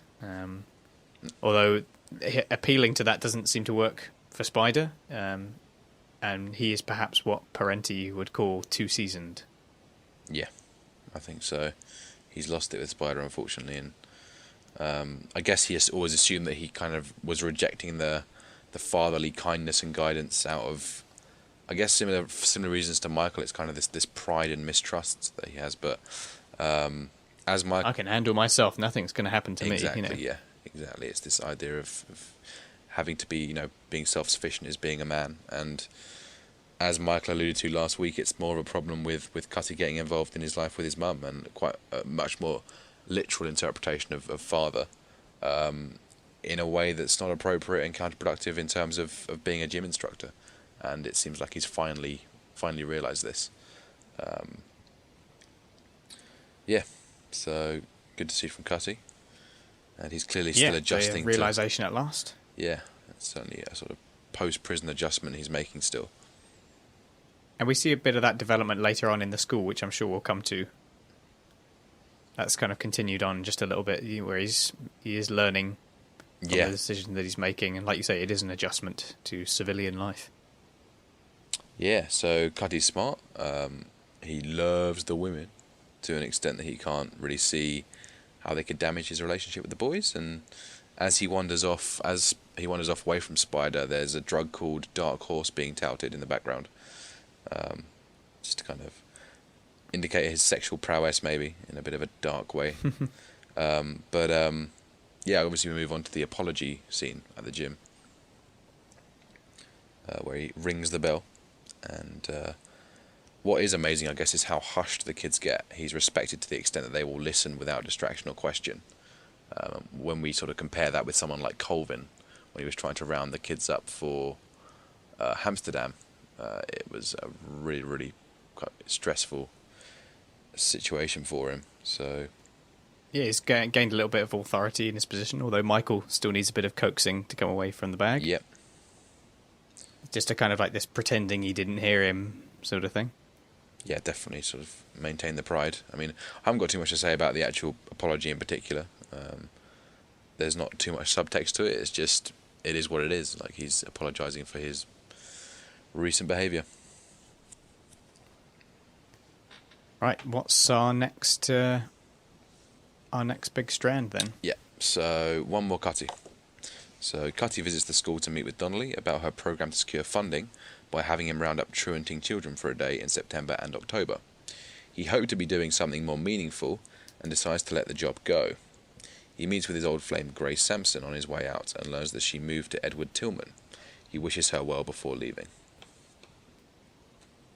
Yeah, this is kind of partly the development I was talking about before, where he perhaps realises that he does have to move on properly. That he has that be well at the end as he departs. Yeah. Ida B. Wells. Yeah, that's true. Yeah, oddly enough. But yeah, I do like the scene where he goes back to the school. It's a very natural way of getting those two characters to have another catch up. And of course, we then see how Cutty, has a chance to test his newly learned lesson about reaching out for the ladies in inappropriate situations. And I guess it's a bit different here because Cutty knows Grace has something going on already. Unlike the single mums that he sort of sexes up at the gym. So he's now at peace with that fact about Grace, and unlike his desperate, forced sort of, from season 3 when he was desperate and he forced himself into a suit to try and impress her, he's now, a very, very different man, and he's gained a lot of maturity. Yeah. Yeah, that's right. And there is still a bit of a slightly creepy stare going on at the end. He still loves the women. He can't help it. He just has to kind of like snap out of it, doesn't he? Well, be well. Yeah, weird. But yeah, I mean, the chat he has with Donnelly as well is great, and it makes sense that chat happens on the same episode that we see Rhonda and Daniels kind of profess their very honest approach to their work, even if they think that their superiors will kind of, get angry with them for it. And following the primary, there's this sort of streak of honesty throughout a few people, and Cutty is one of them here. He's bravely admitting that the work is too meaningless for him to want to get paid for it, and following, as we say, in Rhonda and Daniel's footsteps. And he also points out a flaw in the system when he says, if you had me working with these kids, he's kind of willing to be of real help, but not if the system can't set its priorities straight. So it's exactly what Rhonda and Daniels have been dealing with this episode as well. Also, with Donnelly being such a great protector of the system, someone like Cutty offering their assistance is just another uncertainty that they can deal without. Yeah, they've just got too many other priorities at the moment in terms of getting the tests ready and all the rest of it, and worrying about the funding, as they say. So it's again, just more of these broken institutions, as we say. Speaking of which, should we move on to our biggie, the school? Yeah. We've only got a couple left. We've got the school and Bubbles, and then we're done for the week. So let's get going. So Dookie watches as Michael and Kareem play poker in their lunch break. Prez notices Kareem playing with money and tells the boys that he doesn't mind them eating in his classroom as long as they don't gamble. Michael wins the hand, and Prez tells Kareem about betting based on the odds. Michael is intrigued and asks for more information. Realising that the children are interested, Prez visits Donnelly to ask if the school has any board games. She directs him to their book storage room and gives him the key, along with a firm reminder to stay on curriculum. Prez takes Dookie with him to the storeroom and raids the board game boxes for dice. Prez makes several other discoveries, including brand new math textbooks and unopened computers. So yeah, starting off in the homeroom, more Dookie smarts, as he's and knows enough to know the number of diamonds in a pack before any of the other kids. He's kind of there again. It's again appropriate that he's the one there watching. He's not actually playing. In his establishing of his similar role to Bubbles as the watcher, the person who sees all of these things. Once again here, Dookie is the one watching, he's the one paying attention, he's learning all of the cards. That's a very good point. He may not be playing the game, but he knows the number of diamonds in a pack, for example, so that's a good show of that there. I think it's also good from that to see how Dookie's opening up and being a more confident person than we originally saw. Yeah. It's obvious that it means a lot now that he finally has someone who believes in him and respects him, as in Prez, so he's not so afraid of speaking up anymore. He kind of is becoming a more active part of the unit slowly, rather than just that observer, as you mentioned, settling in. Yeah, and Prez has a realization too. He realizes that there's a way with this their application of this knowledge to get them learning in a way that will actually benefit the kids, something that relates to their lives, something that they can get passionate about. And that's what teachers generally want. They want to inspire kids with education. They want them to realize how important it is to learn new things, and this is actually a way that you can achieve that, because the rest of it is so procedural, it's so based on the test. And it's nice that it gets to the point later on where he's like, yeah, put the test stuff away. Yeah. We're getting into like the actual teaching, as it were. He's beginning to do the giving a fuck when it ain't your turn moment, isn't he?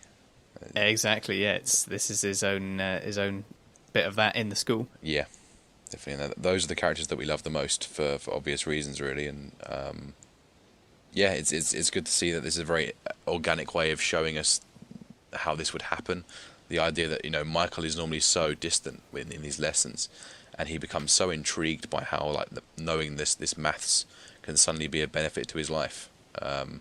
And whilst teaching gambling wouldn't be part of the curriculum, Prez can notice how it's kind of the best possible way of getting the kids to focus on these problems, the number problems. So yeah, makes real sense. And I do like the fact that he just sort of says, you know what, fuck it, this is what makes me feel like I'm actually achieving something, and I am. So we're going to stick with it. Yeah. Yeah, and then we have the storeroom that he goes into. Yep. And much like the monitoring equipment, for example, that we saw that McNulty finds down in the depths of the police station, Perez also finds some untouched gems down in the school's storage as well. And he rekindles his love for technology whilst he's at it. Yeah. And I like how, similarly with what we see with McNulty, when he goes to get that machine, it's like a device that's for taking information off cell phone towers. Yeah. That fits you, points them towards saying that they should have one. Prez finds a very similar thing here. This is a nod to how the entrenchment of these institutions makes them resistant to change. Yeah. And how the result of that is that shiny and new things, or even things that are just plain useful, get discarded or forgotten about very easily because they're, at the time, too busy worrying about protecting themselves from whatever the big issue is. And these new technologies or new programs or whatever they are just presented as an annoyance or uncertainty, and just something that we'll just put that aside and we'll use that later, and then it just gets forgotten about. Yeah. So I guess tunnel vision, like stuck in a rut, all those things, and I'm sure everyone was there when these things arrived, but when the syllabus is so rigid, it doesn't allow for the sort of experimentation that Prez is trying here. Of course, these things are going to stay stuck down here because we've got a test to teach for, guys. Like, seriously. And so rigid, in fact, that the test that they're teaching for itself seems to be out of date if they're teaching based on an older edition as well. Yeah, it's crazy, isn't it? That was the most frustrating discovery for him. And he seemed to entrust Dookie to reassure him that they were using the old volume, as Damon told us in the email, when he sort of pops up like a whack-a-mole and says, I don't know. Yeah. As you'd expect. Yeah, it's a great little, another great little disarming moment, I suppose, from Dookie. Have you heard of Parcheesi? Is that a thing? Parcheesi? That's one of the games that Prez refers to by name, and then obviously they find one down there. I don't know what that is. Yeah, it's weird. Me neither. Must be an American thing. Yeah, we'll just call it American, even if it's not. Yeah, so there we go. PC, Parcheesi, and new textbooks. That's not a bad field day. Let's go and see what happens next. Oh, apparently Parcheesi is an Indian game. Okay. A brand name American adaptation of the Indian cross and circle board game Parcheesi. There you go. All right. Never played it. Never even heard of it. We should have a... Oh, right. Okay. A version is available in the United Kingdom under the name of Ludo. Okay. It's Ludo. Okay. I know what Ludo is. No way. Another moment. So it's called Parcheesi in America. Okay. It's a better name, Parcheesi. It's certainly an unusual name. Ludo just makes it sound like... Ludicrous, yeah. Makes it sound like it's the kind of furniture that you'd like buy from IKEA. Oh, I got the Ludo range. Yeah. Whereas Parcheesi is... It's a very playful sounding Yeah, name. definitely. Anyway, Back away from Parcheesi. Back to the classroom. Back out of the cheese. So, Michael, he visits Naaman, who has set himself up as crew chief selling drugs at his mother's urging. Naaman's workers include Donut and Canard. Michael notices a rival drug crew who are unhappy with Naaman moving in on their territory, but Naaman does not believe they will be a problem. Naaman asks Michael if he's going to cut his gym. The rival crew chief tells his dealers, who include Sherrod, to follow Naaman when he leaves and give him a beating. He does not want anyone to shoot him because it will bring the attention of the police. They follow Naaman to cut his gym, taking cocaine to get them ready for the task. Sherrod approaches Naaman as he leaves the gym and warns him to stay away from their spot. They begin to fight and Cutty comes out and breaks them up. Cutty sends Naaman back into the gym. Justin notices his injuries and Michael asks what's happened. Naaman claims that he came off better than his opponent.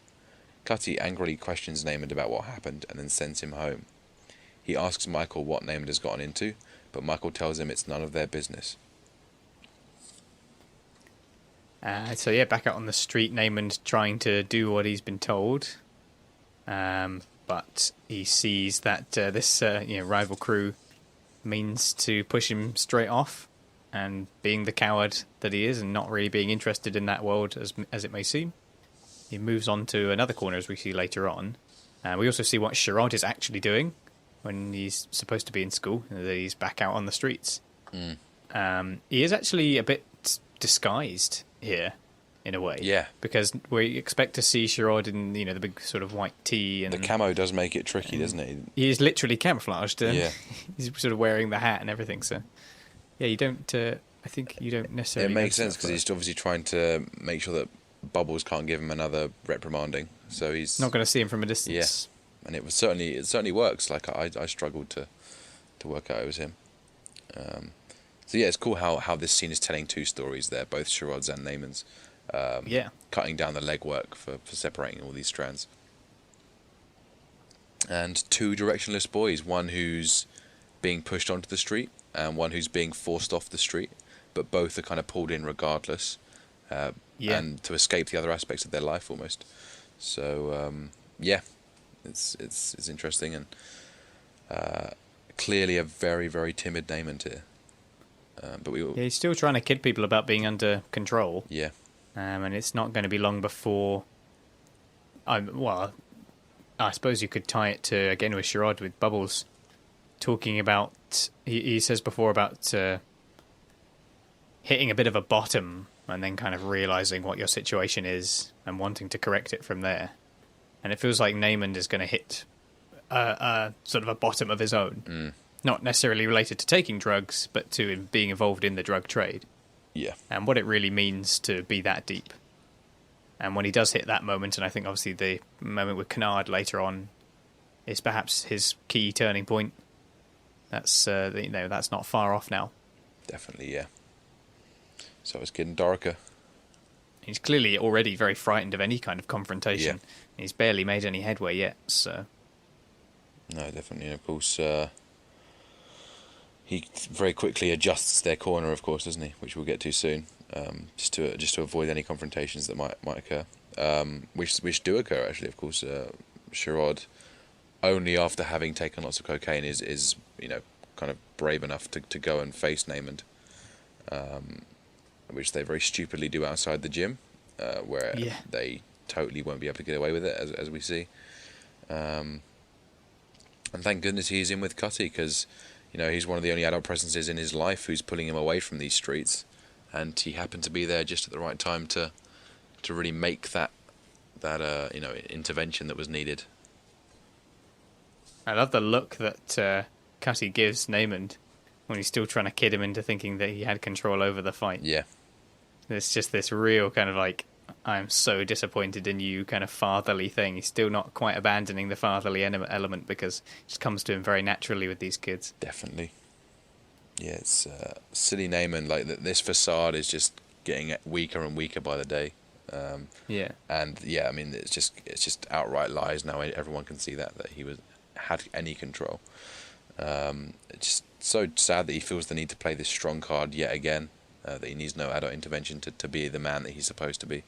And then, of course, we see him sat down after that, shaking with fear on the sofa in the gym. So, I mean, really, there's no facade left almost. Yeah.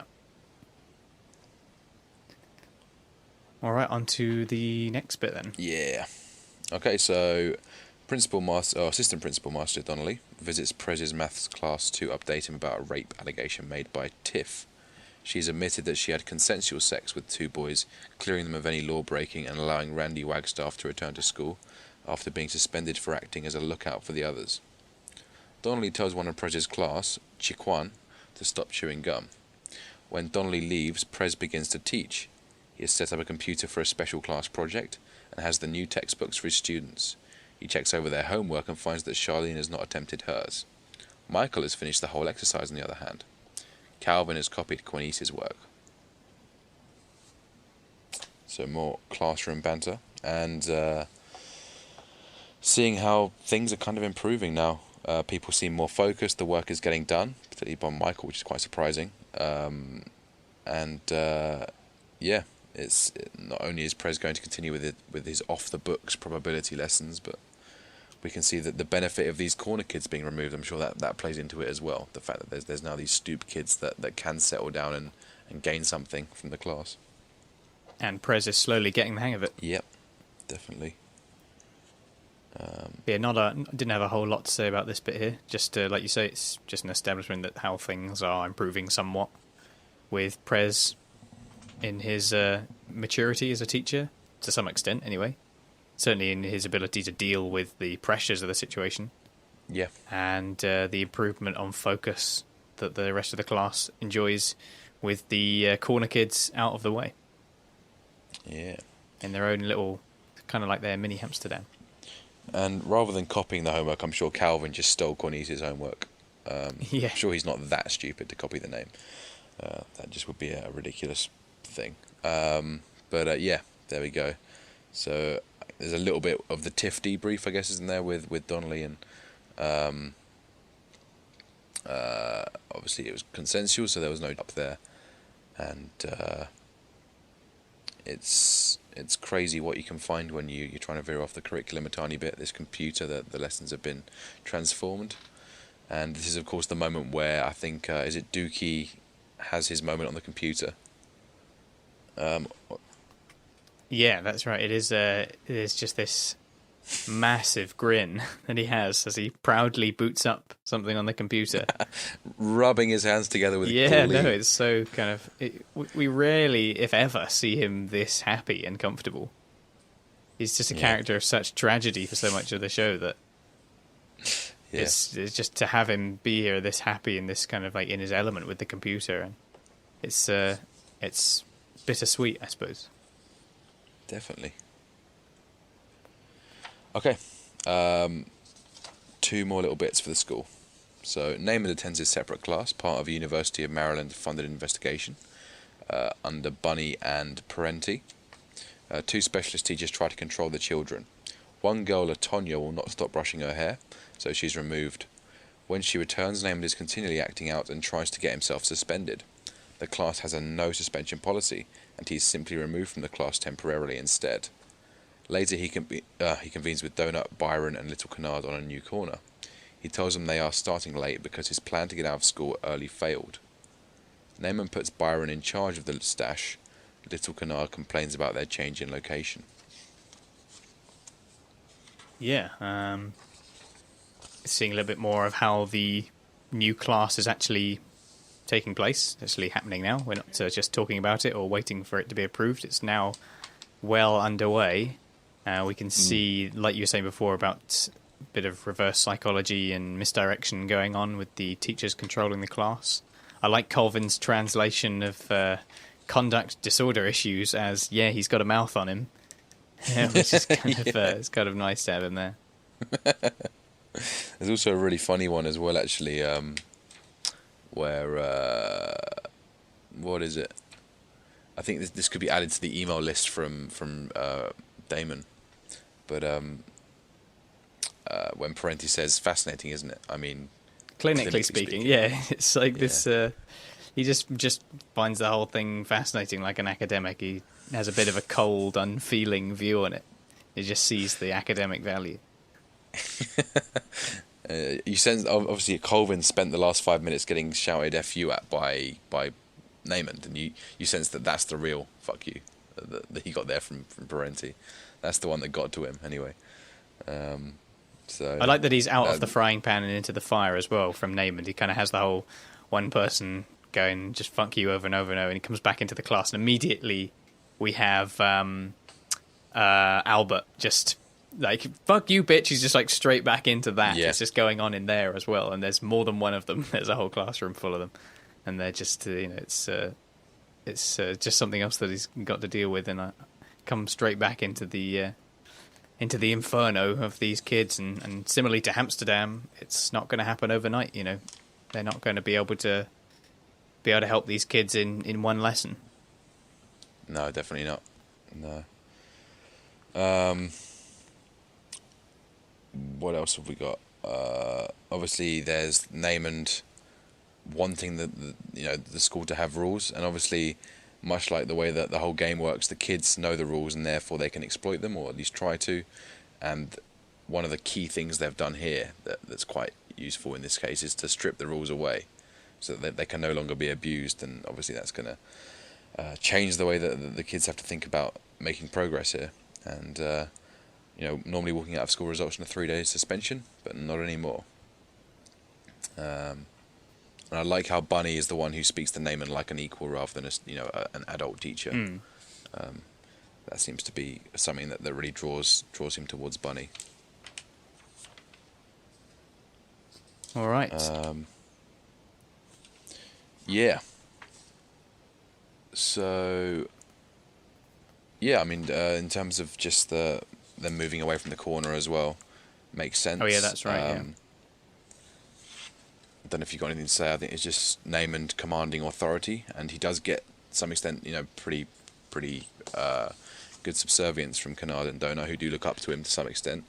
Even if they are, calling him out on the whole move here, they're not going to mention yet why they think he's moved, or why it's obvious that he's moved, but they're certainly thinking that, and they don't respect him for that reason as much. Yeah, I guess they kind of only see it much as a money-making opportunity anyway. So, just Naaman is not ready for any kind of confrontation. Yeah. Okay. All right, let's quickly do the last one. We've kind of half discussed this anyway, to be honest. So, Naaman is removed from class again and refuses to talk to Colvin or the specialist teacher, instead repeating profanity every time he's spoken to. Back in the class, Albert is acting out, having been asked to read a book. Colvin is dismayed at the difficulty of the task they have taken on, while Parenti is fascinated by the clinical aspects of the behaviour exhibited. A different picture unfolds in Prez's math class. The children are enjoying his lesson plan of playing dice games to learn probability. Randy has missed earlier lessons, so his bets are less informed than Michael's, but he learns quickly when he loses a hand. Samson observes the lesson and Prez explains his thinking. Trick them into thinking they aren't learning, and they do. Yeah, so I guess we kind of discussed this to some extent with the first bit with Naaman. With Prez, this is just the application of him realising that he can offer a style of teaching that means something to them. I like the fact that Randy, having missed the other lessons, obviously is not able to make the same decisions as the other kids. That's a nice touch, with him having been taken out of the class because of his suspension. But Randy, being Randy, learns very quickly and is going to make use of that in future episodes with his ability to read the dice. Definitely, yeah. I do think that the fuck you scene with Naaman and Bunny is very memorable. It always sticks in the mind, that one. But they mention it later on as well, don't they? Yeah. He gets a mention once their relationship warms up a little bit. Yeah, that's very true. And obviously, as you say, Albert putting the icing on the cake there. Yeah. Albert's a very entertaining actor. And really does like engulf that atmosphere of just like kind of the abuse and disruption, definitely. Tickle my nuts. Yeah. He got a bone there, bitch. It's just, oh dear. It will come in time. Little kid. This will all be revealed in future episodes. Yep. So focus learning maths, even if it's not going to come up in the test, they are going to go and, as you say, use this knowledge to some other benefit later on. And this is the actual scene where you know, what's his face, Dookie smiles and rubs his hands together in that adorable way. It is, yeah. As the real teacher's pet. Seems to be getting used to that position anyway. And there seems to be no computer-based jealousy. No one else seems to be even interested in the computer, which perhaps ages the show somewhat back to 2006. Yeah, you'd think they'd be swarming around it, but Yeah. no. It's Dookie's domain only. Okay, final category. Not so much category, but more, I guess, person. In this case, Bubbles. And so firstly, Bubbles finds himself missing his young companion Sherrod while sat alone in the vacant house they use as a home. Bubbles later visits the Edward Tillman Middle School, hoping to find Sherrod. He talks to Marcy Donnelly, still posing as Sherrod's uncle. Donnelly tells him that Sherrod is on the truant list. Bubbles bumps into Prez on his way out and jokes that he'll keep his undercover identity secret. Yeah, he finds that little drawing of himself in that French textbook at first, doesn't he? Which is interesting. A sign that perhaps Sherrod does have some skills, and that there is something worth educating there, but it's just all being Unharnessed talent. Yeah, it's just being put into the corner instead. That's where his effort is going. Yeah. And when he goes to see Donnelly, we have the first mention of Bubbles' supposed real name, Mr. Cousins. Mr. Cousins, yeah. The first time in the whole show it's been mentioned. That's right. So, don't know if you'd be full thinking he gave a fake name in this situation. But you do find out later possibly on that it is his real name. Yeah, absolutely.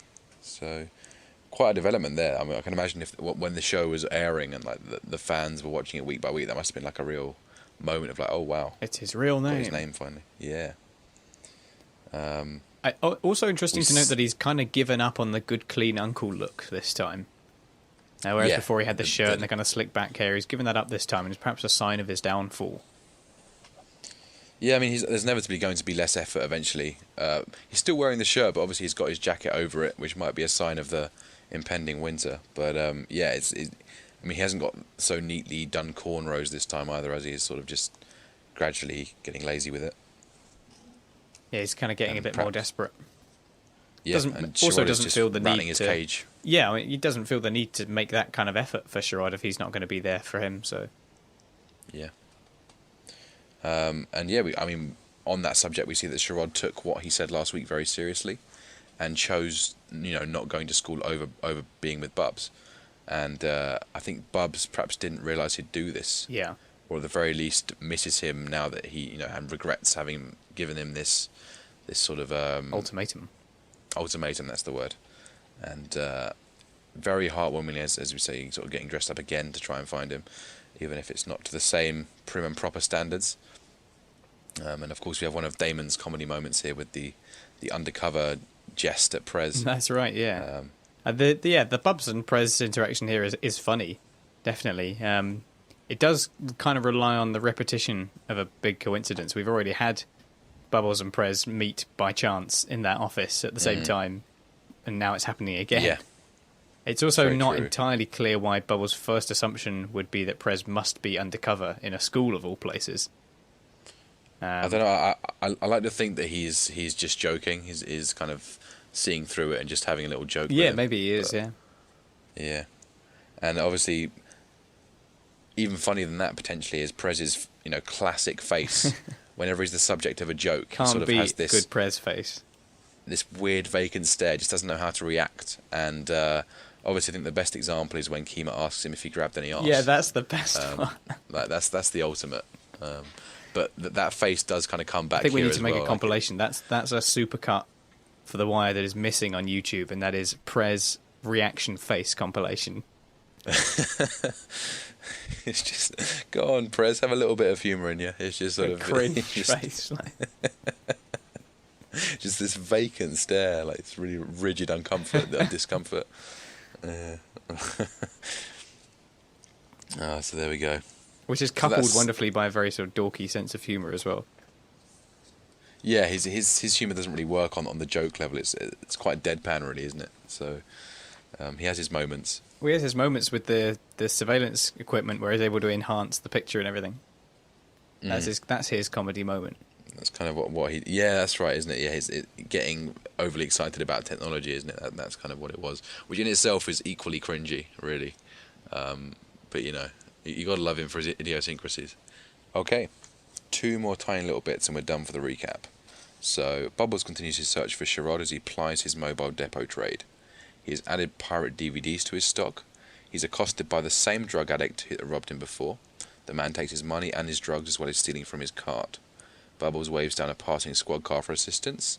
The officer, Eddie Walker, notices Bubbles' pirate DVDs and tells him that he has to pay a fine for copyright infringement. Stealing from him also. Yeah, the robber returns once again. I don't think we ever find out this guy's name. He's just kind of the robber. Yeah, so he returns for the 3rd time now? I think this is it 2nd time, is it? I think this is the 3rd time, Okay. I feel like it might be the 2nd. No, it's, either way, I mean, it happens so many times that it doesn't really matter almost. But Yeah, well, either way, the worst possible officer who could be on the beat at the moment happens to come by.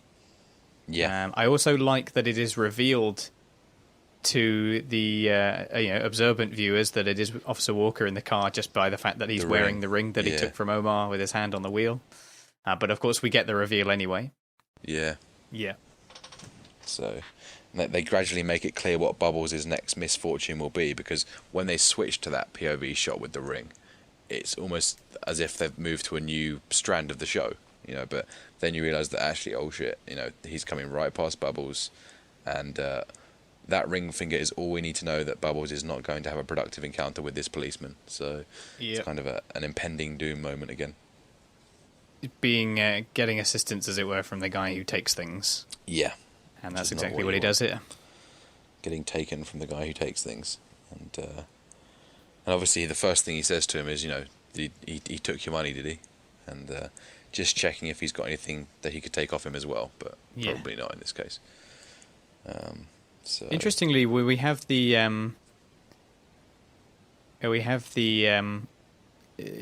that beating that he gets earlier on, because there's another beating that he gets from Bubbles. It's like a short moment before we rejoin. I think it's the boys. I think we rejoin like Naaman and Michael, and at the straight after that, there is it is still interspersed. There is moments with this Bubbles storyline where just every now and again we'll see him getting beaten up by the robber, and I do sometimes feel that the show makes a bit too much effort for us to remind us of how terrible this position is with Bubbles, and to kind of keep having these beatings in order to just have something that reminds us of what's going on so that we can move on to the next bit. So Yeah. I don't feel particularly fulfilled by the whole Bubbles story here, even though it is tragic. I don't know, I just wasn't as gripped by it. Yeah, I mean, It just felt like it was trying to poke in every now and again. Oh, by the way, Bubbles getting beaten up. It's bad, you know.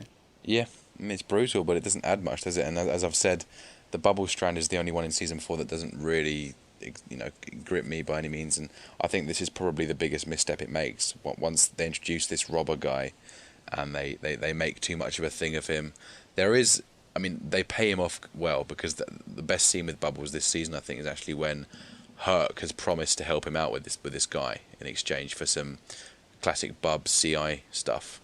And then, of course, Marimo and all sorts of stuff get in the way. And really frustrating moment when Herc doesn't turn up and he gets yet another beating. But waiting for that moment, it does go on for quite a while. So, yeah. Yeah, That's good stuff. Obviously, Baltimore's finest right here. Thank you, salute. Yep. Another great one-liner in that moment. And I quite like it when he sort of tries to say to everyone around him, whoever's listening, would you disrespect your neighbourhood store? And again, kind of exerting the fact that he's from a world that's moved on, and that the people around him wouldn't understand the sense of community to which he's referring here by any means. Right. Any more for that one, or should we go to our final section? Final section, I think. Okay, so anticlimax. Guess what's happening in the final section? Bubbles is getting robbed. Yeah.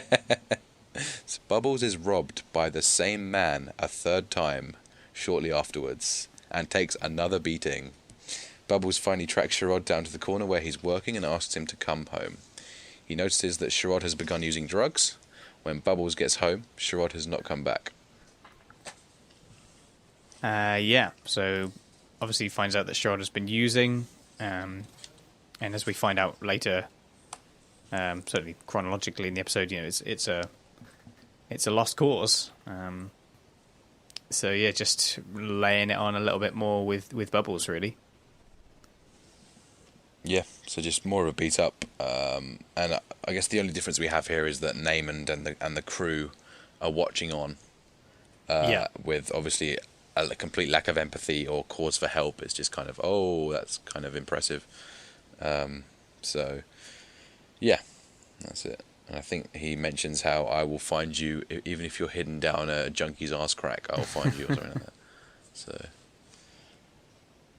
there we go. Not the best note to end on, but a bit of an anticlimax, like you say. Yeah, covered all the ground. Yeah, that's it. That's the whole episode now. Misen. Let's move on to our final sections then. So you ain't making friends? I got a bounty on my head, man. 5 figures. If I'd have known I was gonna be sharing quotas with all these boys, I probably wouldn't have robbed so many of them. Oh, yeah. That golden rule. Since you feeling all biblical and righteous and all, you think on this. Now, if Omar ain't killed that delivery lady, somebody else did. But you giving him a free walk right now, though, ain't you? A man got to have a code. And I don't know if you want to do some characters in this one. I honestly have stopped thinking about it each episode because it's just impossible. This one's too tricky. I'm not interested, really, yeah. So let's just move hastily on to any particular scenes that you think stand out for this episode amongst the rest of the season, perhaps.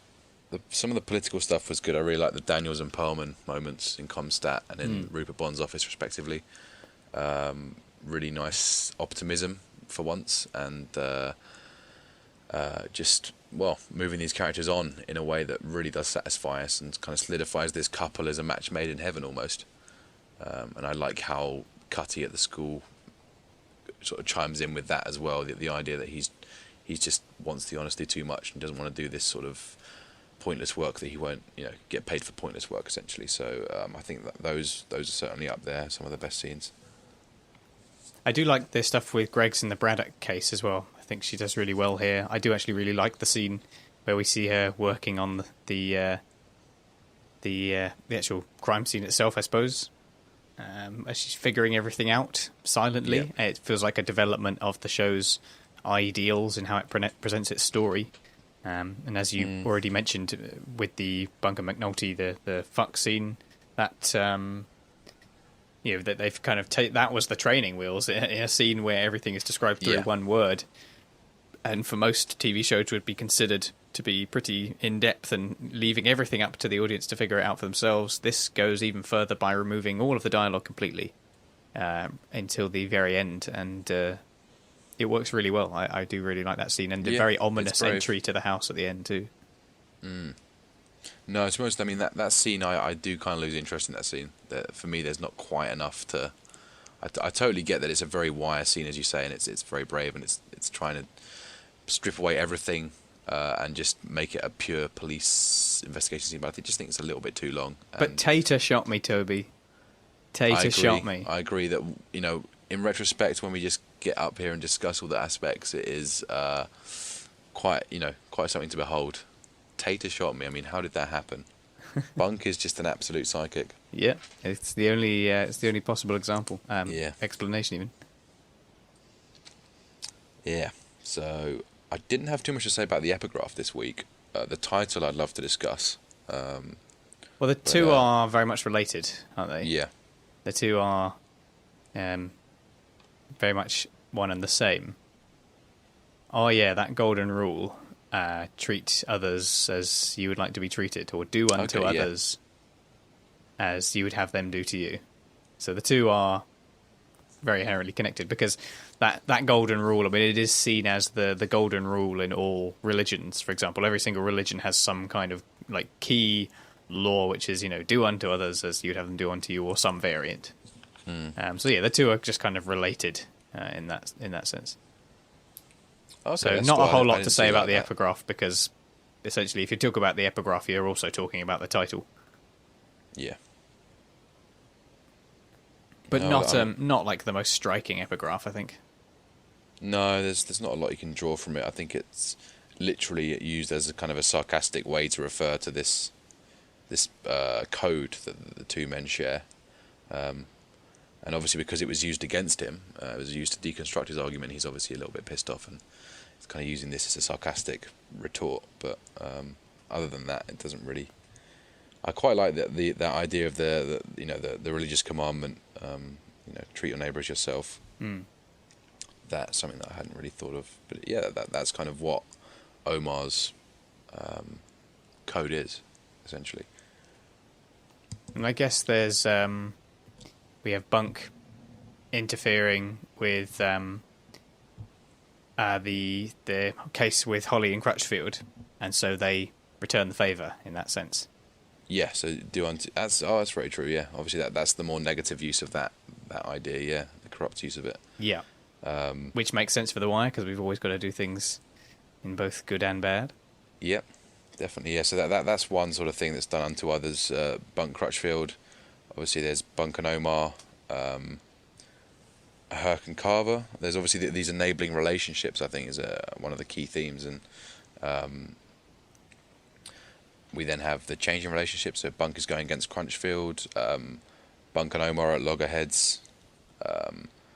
Herc and Carver, there's a bit of friction going on. And then obviously the Bubbles and the Thief as well. Perhaps Carcetti and Royce.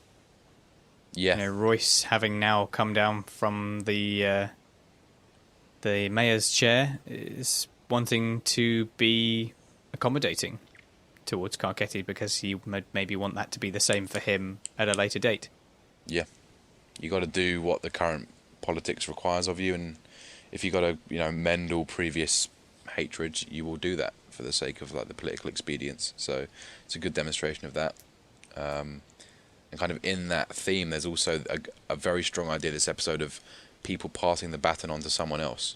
So obviously we have Rhonda, Eileen passing the baton on to Rhonda as the Violent Crimes Unit Assistant State's Attorney. We also have Demper passing on the baton to Bond as the State's Attorney.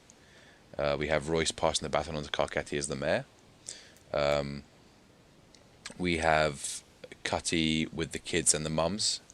There's this sort of passing the baton, or passing on this apology, changing yourself. And then we also have Cutty, Donnelly and Sampson involved in another one of those situations. So I just thought, essentially, a lot of changing relationships in this episode, and that's kind of what the unto others means to me.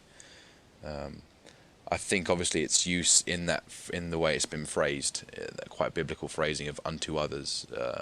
I'm certainly sure that your biblical way of looking at it makes a lot of sense as well. Yeah, it's very grandiose to have this biblical overhang to the episode, similar to what we did in Margin of Error right at the beginning, where it's couched based on this sermon about Moses. So yeah, it gives it a very very epic feel, I suppose. Definitely. All right. So yeah, that's it. Anything else you want to say about the episode as a whole?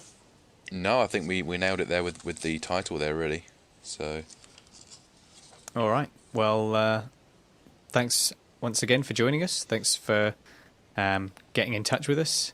I don't think we mentioned it once in this episode yet, but thanks again to Kevin as well on YouTube, is regularly still sending in the comments on YouTube. Do recommend you check them out because they're all very, very interesting. Thanks to Damon and Dan who got in touch via email. You can get in touch as well if you want to at caughtonthewire@gmail.com. And don't forget to keep up to date with everything that's going on the website on caughtonthewire.wordpress.com.